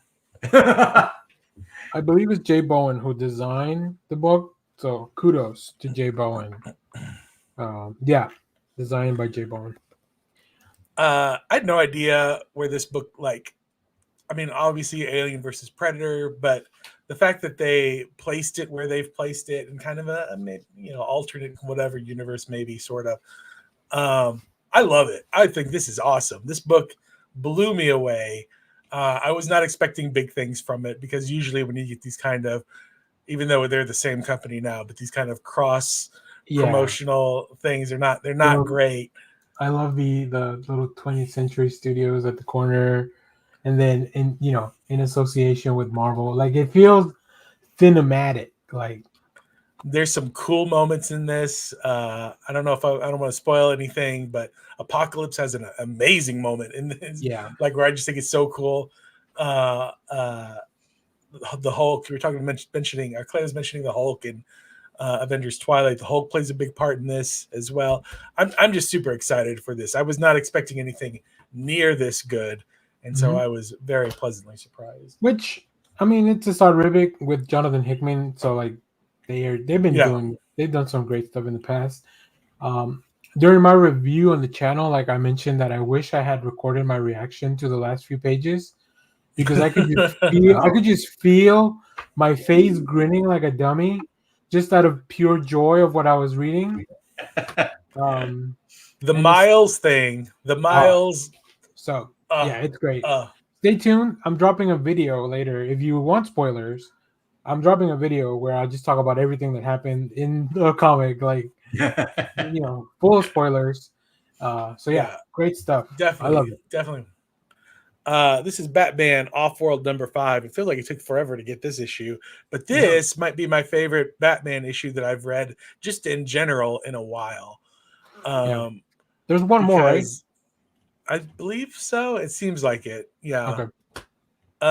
Yeah, because this one ends. The ending of this one seems pretty like, oh, we got to get out of this quickly. Just on the premise, Batman in space doesn't seem like a great thing.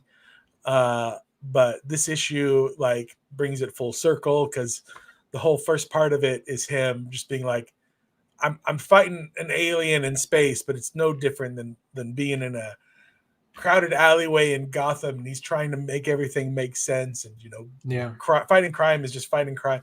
Anyway, there's some great Batman moments in this thing. And that's Jason Aaron, right? This is Jason Aaron. Yeah. At one point, he even considers therapy. So, yeah, good for him. Like, for seriously, he's like, maybe I should just go home and see a therapist. And I'm just like, this is my favorite Batman. And Doug Mankey does some really cool alien designs. So, like, yeah, a winner. I'm waiting for the trade on that one because I read the first one and I was like, oh, you got a story to tell here, but it's not going to be. I'm going to forget. If I just do monthly, I'm going to forget. So it's probably a much better read all in one, definitely, I would think. I mean, it still makes sense month to month. There's a lot of Batman happening right now. Yeah. And a lot of Batman. So, like, Batman Gargoyle of Gotham, like, where's the second issue of that? That's been months now. The third, I think the third is coming. Third, yeah. They dropped two, and then the third one took a while. Yeah. Oh, the third. Yeah, there are two out. So if you haven't read the second one, go chase that down. But there is two. No, I think I do have the second one. Yeah, I'm pretty sure. But that one, and then like the Last Days of Lex Luthor. What happened there? Yeah. Well, and there's still this one just came out. Yeah. That's right. So, this is Sacrificers. What number is this? Number 11. This is a slow burn as a book overall, but now that we're like almost two full trades into it, I'm really enjoying it. Rick Remender's really done himself a really good, like, built world. Like, it's, again, took a while to build the world. Now that we're in it, it's really cooking. And I think they dropped the artist edition of that this week. I don't know if you guys saw it at the shop.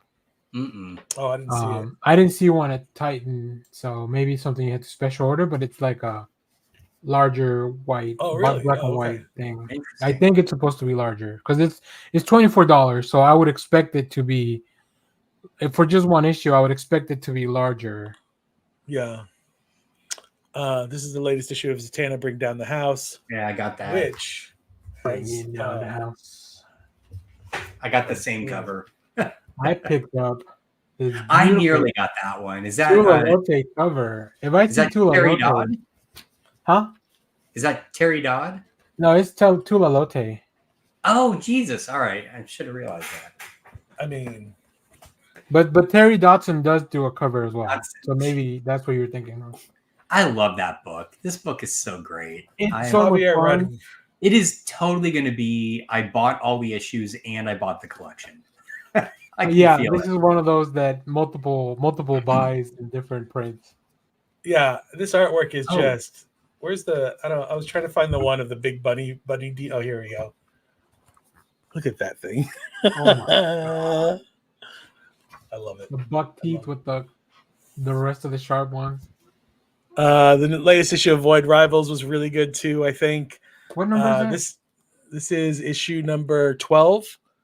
This had a big oh shit moment for me in the middle of it. That's crazy because I am glad to hear that because that's in my stack. The second trade comes out this week, so I wonder, are they doing 5-issue trades? They may be actually. Okay. Yeah, they might be. I'm trying to think. Where did issue 10 leave off? Was it with them leaving to go across no man's land? She's going back.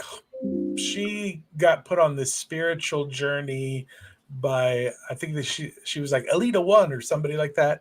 There's a big Transformer Prime something that where she's just like, oh, this jogged some kind of religious memory and she has to go do something like Moses.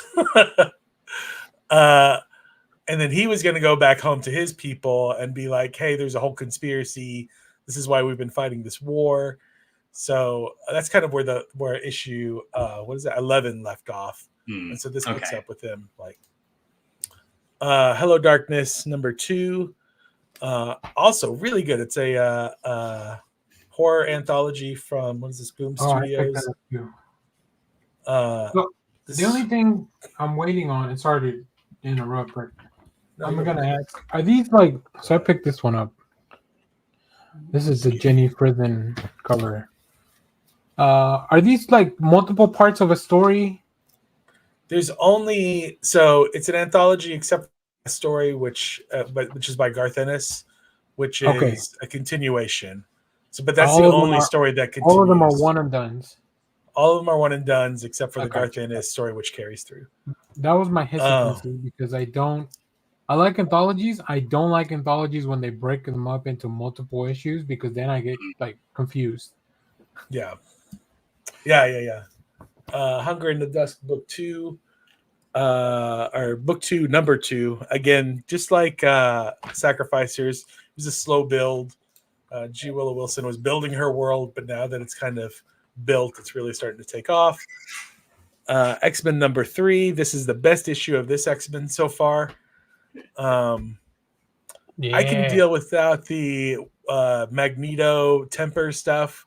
Here's my problem with this book. There's too many X-Men in it. Like he's trying to juggle way too many things. I don't mind if you get to all of their stories, but let's just put some of them on the back burner. You know how TV shows do it. Like it's not their story, so let's just leave them in the background. Let's not mess around with a lot of pages. But this is we get some action, we get some Scott Summers stuff here, and it starts tying. I like it when books don't live in a vacuum. So they mention the Uncanny X-Men book and the X Factor book in this book. So everything on the what do you call it? Everything at the diner was really cool. Yeah, everything at the diner was really cool.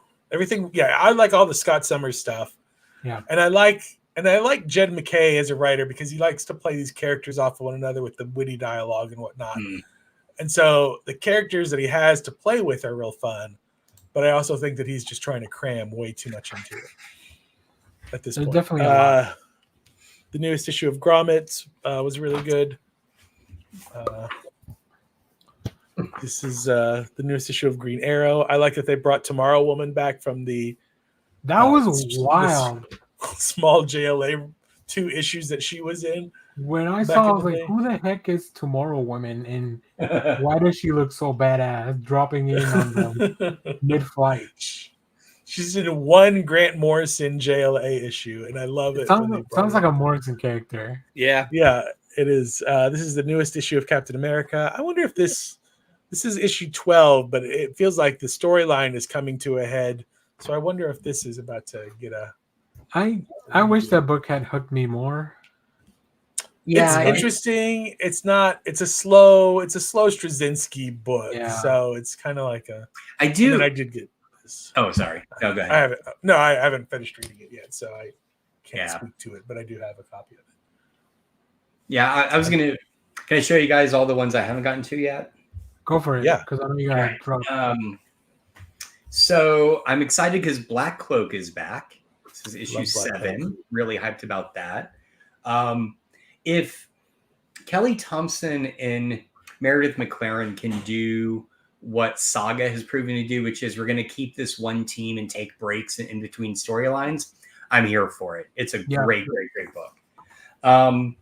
Rocketeer breaks free, issue 2. This one also felt like it took a while to come out, but I'm hyped. Every one of these, it's what Steve Moody, Mooney, has been great. So it just feels good to pick up a Rocketeer book again. It feels like the original, not like all the.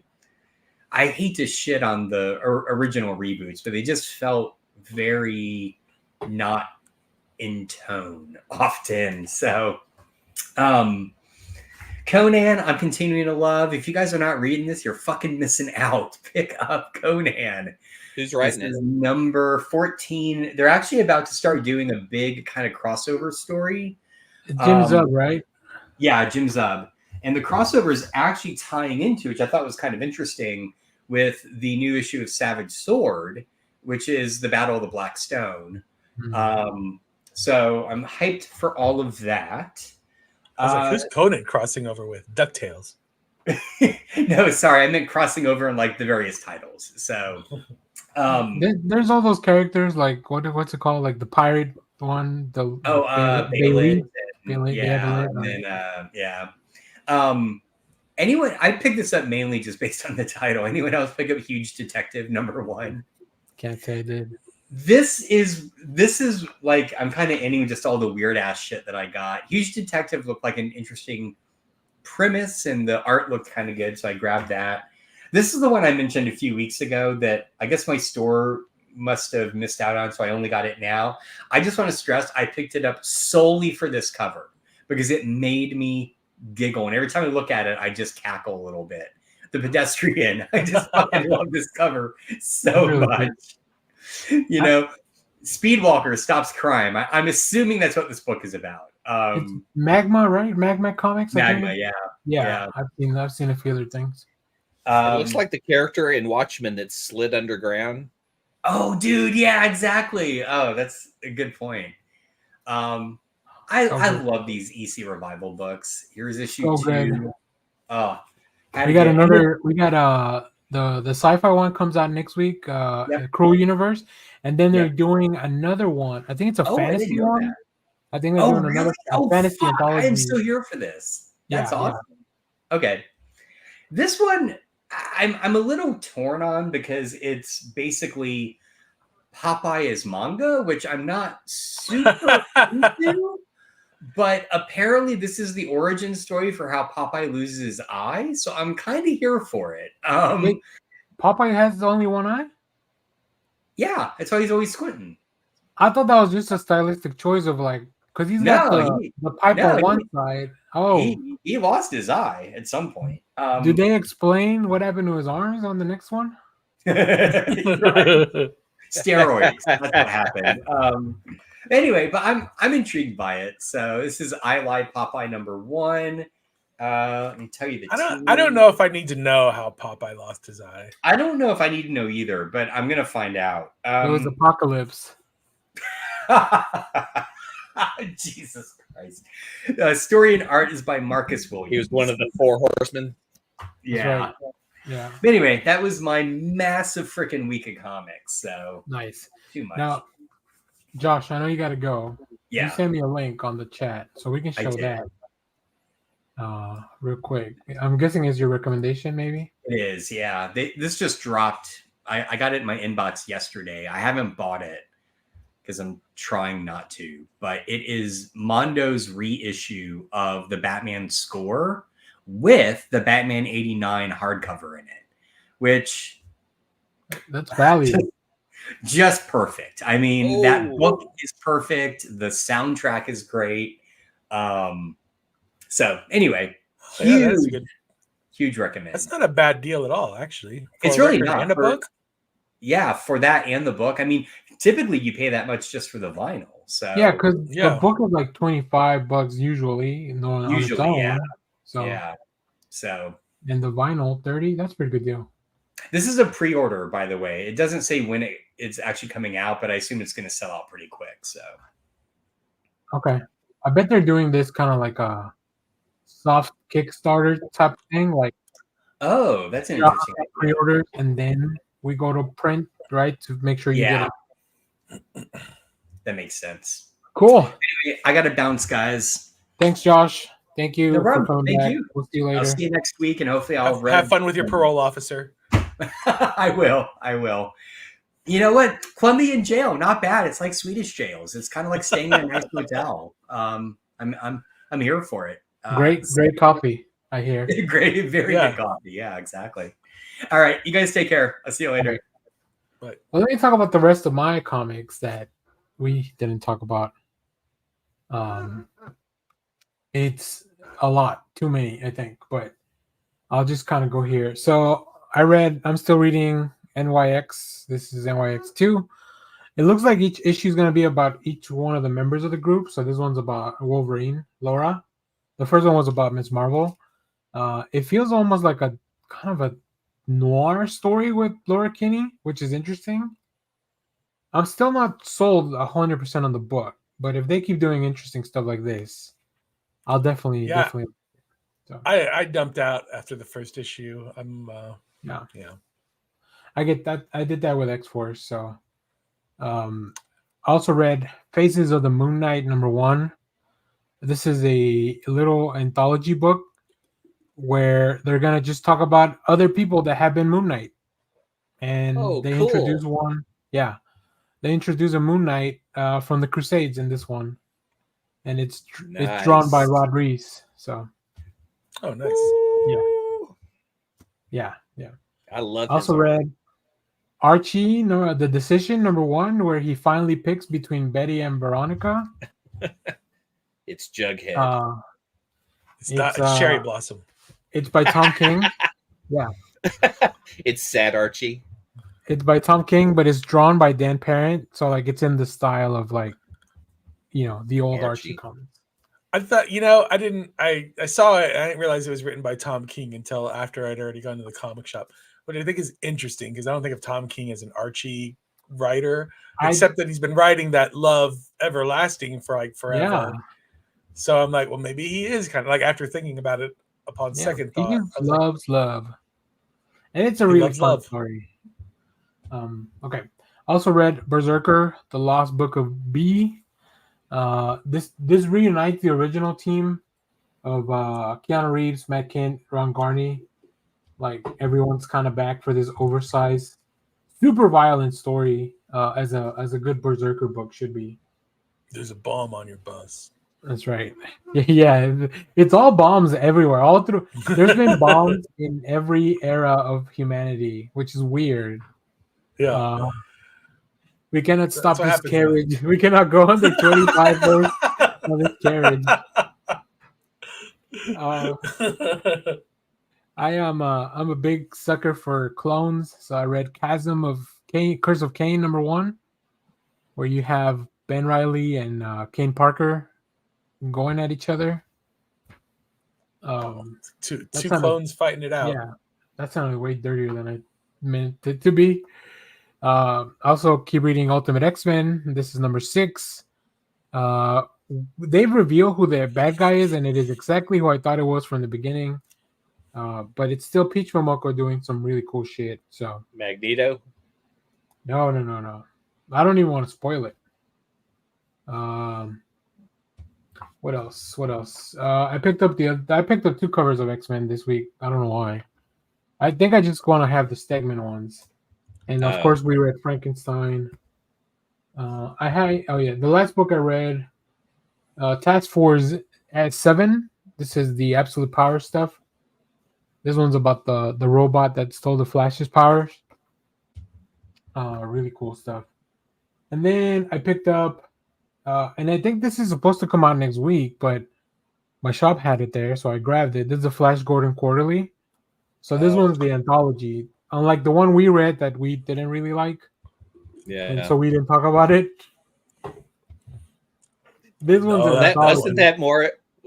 Oh, it wasn't Flash Gordon. I kept thinking it was like a Defenders. It was the Defenders of the Earth, but it was kind of Flash Gordon. But Flash Gordon was the problem, I think. No, all of it was the problem. Yeah, because the Flash Gordon book is really good. The main one, the one that Jeremy Adams is doing. The Defenders of the Earth is Dan DiDio, which we didn't really enjoy. And I think Clay might have also figured out the twist, which I didn't even put together. But once he said it, I was like, oh, yeah, that's it. I mean, it's a story we've seen a billion times. There was nothing new about this Flash Gordon story. And Dan DiDio didn't have an original idea? Yeah, I mean, that's not a very original idea. A hero and villain go to battle it out, and the hero walks away just a little different than before, making decisions that hero wouldn't make now. Is he a different person? Twist. Or is he just being directed by Zack Snyder? There you go. Speaking of black and white and green, I picked up. Oh, yes. Number 4. I just want to show you guys. I haven't read it, but just look at the opening page with these adorable, baby turtles. Love it. I picked up my Gotham City Sirens, the last one of my connected covers, but I haven't read it. Punchline. Yeah, I haven't read it, and then last but not least, Life, a new distillery book. This is written by Brian Azzarello and Stephanie Phillips. And it's a book that has a story in the front, and then if you turn it around and then start from the other side, it's got another story. So it's gonna be fun to read. They gave me a digital copy, but I was like, I don't know how to read that if it's supposed to be 2 stories that meet in the middle.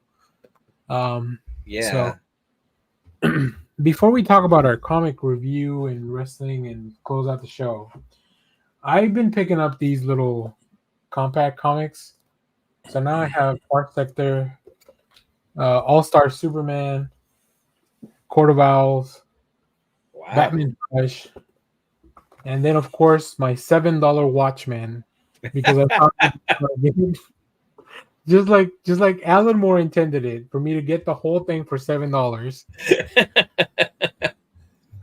Because I have it has a 20% off and I have a red card at Target. So, but those are really cool. They are quality stuff. I hope they keep making these, and there are some stories that somebody put some stories on our one of the comments that I was like, oh yeah, they should definitely make those. So, but what would you guys like to see as a compact comic next? Like, what story would you have? In general, or from DC? From DC, or I mean, yeah, I guess in general too. If Marvel's going to start doing it, do they have a Kingdom Come one? I don't think they've done Kingdom Come. Maybe. I feel like that's a disservice to the art to make it that. I think it's a disservice to Watchmen too to make it like that small. They're doing a really good job, like with the design of the book, Clay. Like, really, it doesn't feel crammed. I don't know, like, yeah, maybe if you see one in store, just page through it because it's a really good translation to the smaller format. I guess when I feel like that there's a commentary on the panels and the way the story is told by the panels, that it has to be a comic book page for that to come across and not. Well, it's still the same dimensions, I think. Just smaller. Yeah, because I think it's just a smaller. Yeah. If you look at it, the 9-panel grid or like just a regular page, the gutters are about the same size as normal. Okay.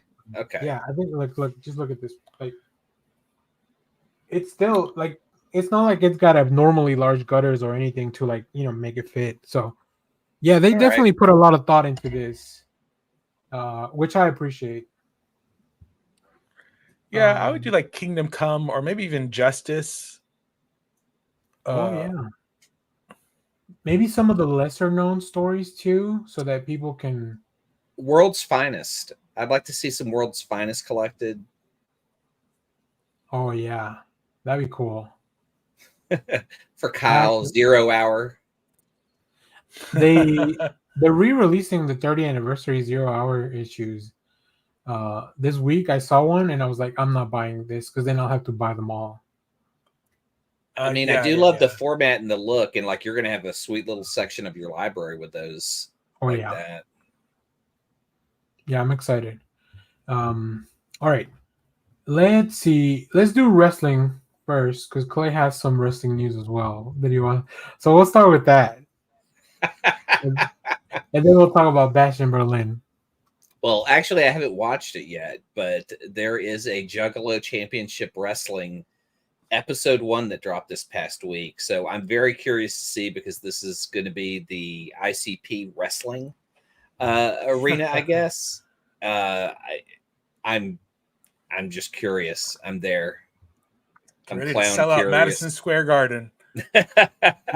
No, but I saw the arena was a little bit bigger than the WoW arena. They've been doing stuff at the AEW's been doing stuff all summer at the esports arena in Arlington. Yeah, I think that's an interesting size place to hold an event. Yeah, because normally when AEW goes to a show in an actual arena, like there's a lot of sections that they close out and stuff. But I feel like the esports arena is a lot smaller. So like, although I've been to DreamHack, they probably need a bigger arena for those big events. People are insane about esports. So, all right. Jeff, you want to tell us about BashAtBerlin?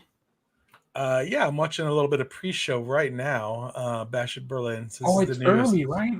Because it's in Berlin. So the card that I pulled for today is, I don't know if they're adding matches. It's not a very big card. But we have Bianca Belair and Jade Cargill versus Alba Fire and Isla Dawn for the Women's Tag Team Championship. It seems like I'm guessing this is going to get we're going to give the titles back to Bianca and Jade. Is my guess, but I don't know. I think this might be the start of their team breaking split. Up. Yeah, you think? It could be, yeah. So then we also have Damian Priest and Rhea Ripley versus Dominic Mysterio and Liv Morgan. This is probably I was going to say this is my favorite match, but there's one other match that I'm really. It's a good card. It's a good card. I'm expecting just shenanigans from this kind of sort of. I haven't heard anything if Judgment Day has been banned from ringside or not. I don't. Is it just a free for all? I don't know. I don't know anything about this match really, other than it's happening. I think Judgment Day is gonna win. Oh, hold on. There we go. I think Judgment Day is gonna win. But I think Rhea and Damian need help somehow, and I don't know what that's gonna look like. Edge. CM Punk versus Drew McIntyre in a strap match. That's kind of the match I'm looking forward to the most, honestly. Come on, Clay. You don't know much about wrestling. What do you imagine a strap match means? And don't Google it because you'll probably both have a piece of leather. That you both have a piece of leather strap that you keep beating each other with until someone gives up. That's not far off. It's not far off. They're both tied by a long strap, a leather strap, to the wrist. And the objective of the match is that you have to beat your opponent so badly that then you can go touch all four corners without being interrupted by your opponent. So. Oh, that's cool. Yeah, you're pretty close though. That's closer than I would have thought. I mean, in wrestling, I'm sure they're not going to whipping each other with a piece of leather. That's true. Yeah. All right. We have and then we have the 2 championship matches: Kevin Owens versus Cody Rhodes. Which I'm expecting that to be a good match. I'm expecting Kevin to turn heel. Yeah, I don't. It's weird when you have two faces fighting each other, because yeah, one of them traditionally either one of them is going to turn heel, or there's going to be some kind of shenanigans. A third person is going to interrupt and beat them both down, and then whatever we get out. They were really emphasizing that Kevin knew about his knee, like about Cody's knee being injured yesterday. And I'm like, it's the first time I heard of it, but all right, I'll buy it. Yeah. And then finally, the other match I'm really looking forward to is Randy Orton versus Gunther for the World Heavyweight title.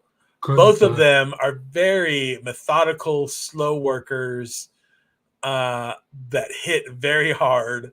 So I'm expecting to hear a lot of slaps. Like, one's going to be called a strap match, but I'm imagining you're going to hear just as many slaps in this match as well. I'm expecting it to be a really good match. And Gunther retains, right? Gunther returns. Yeah. I don't know. With the exception of the women's tag team, I'm thinking everybody keeps whatever belts. Makes sense. They have. Makes sense. All right, cool. There's your wrestling minute. I know we're at time. Do you have time to? All right, let's do. I guess, Clay, do you have any recommendations before we?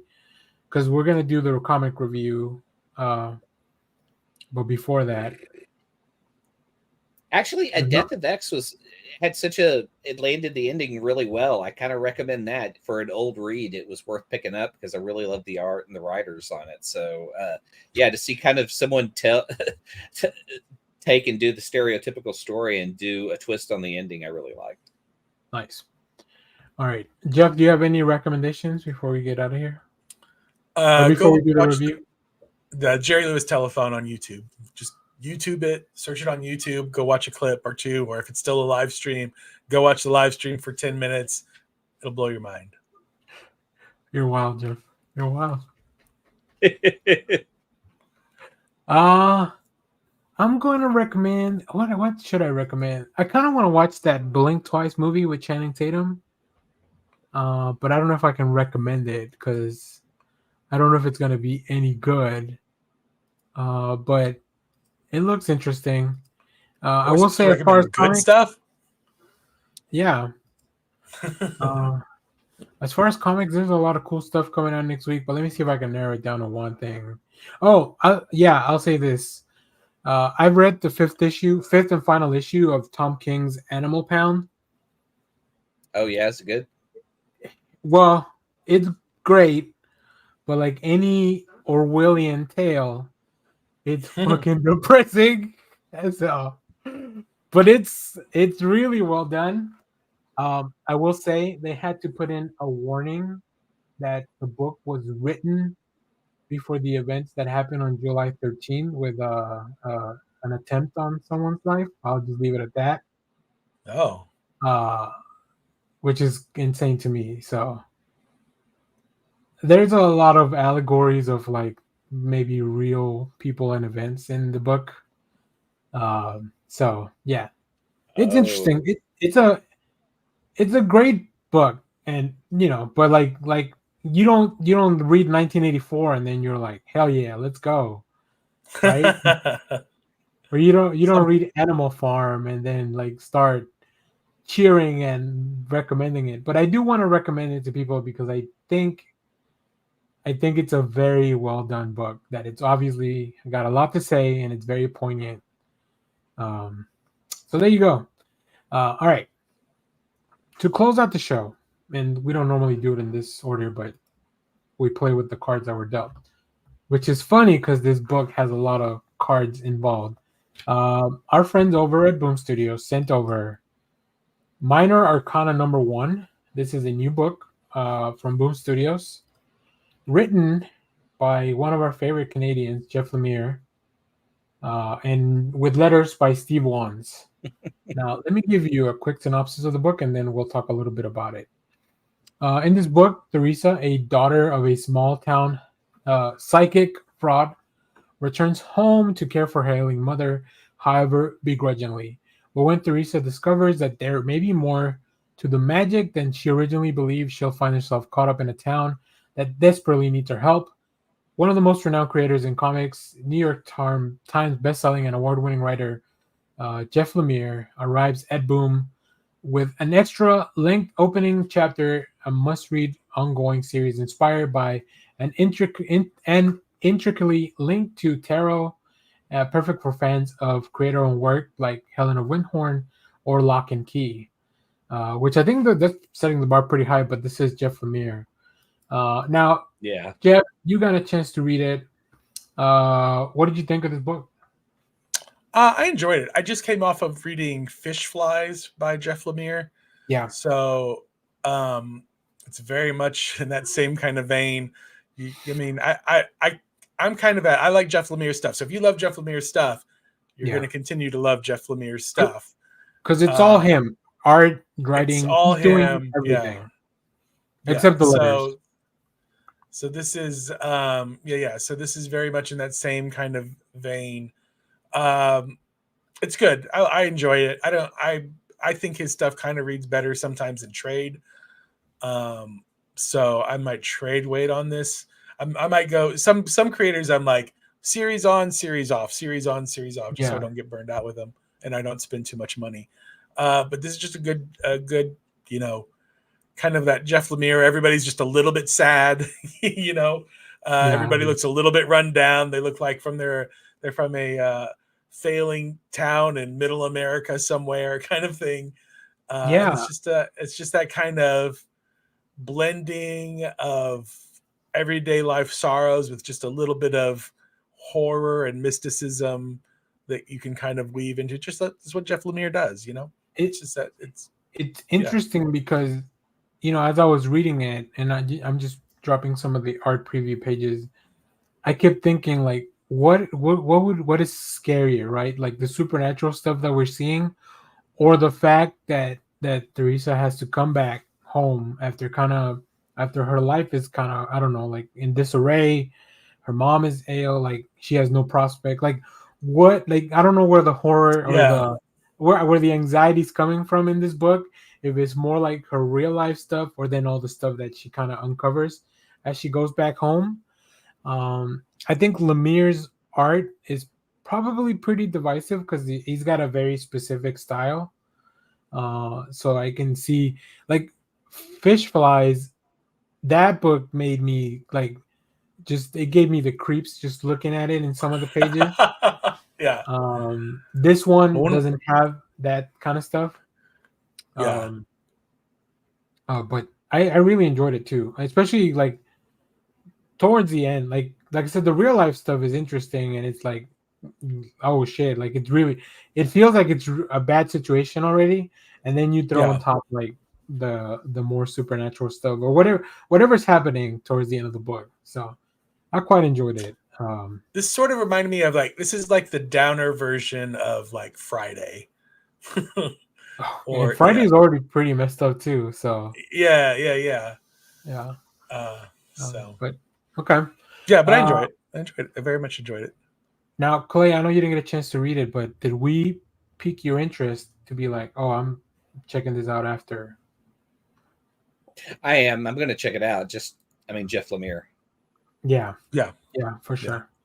Yeah. Okay. Well, yeah, that's all we have for that. Let's take a look at some of the covers because, of course, BOOMStudios dropping some fire.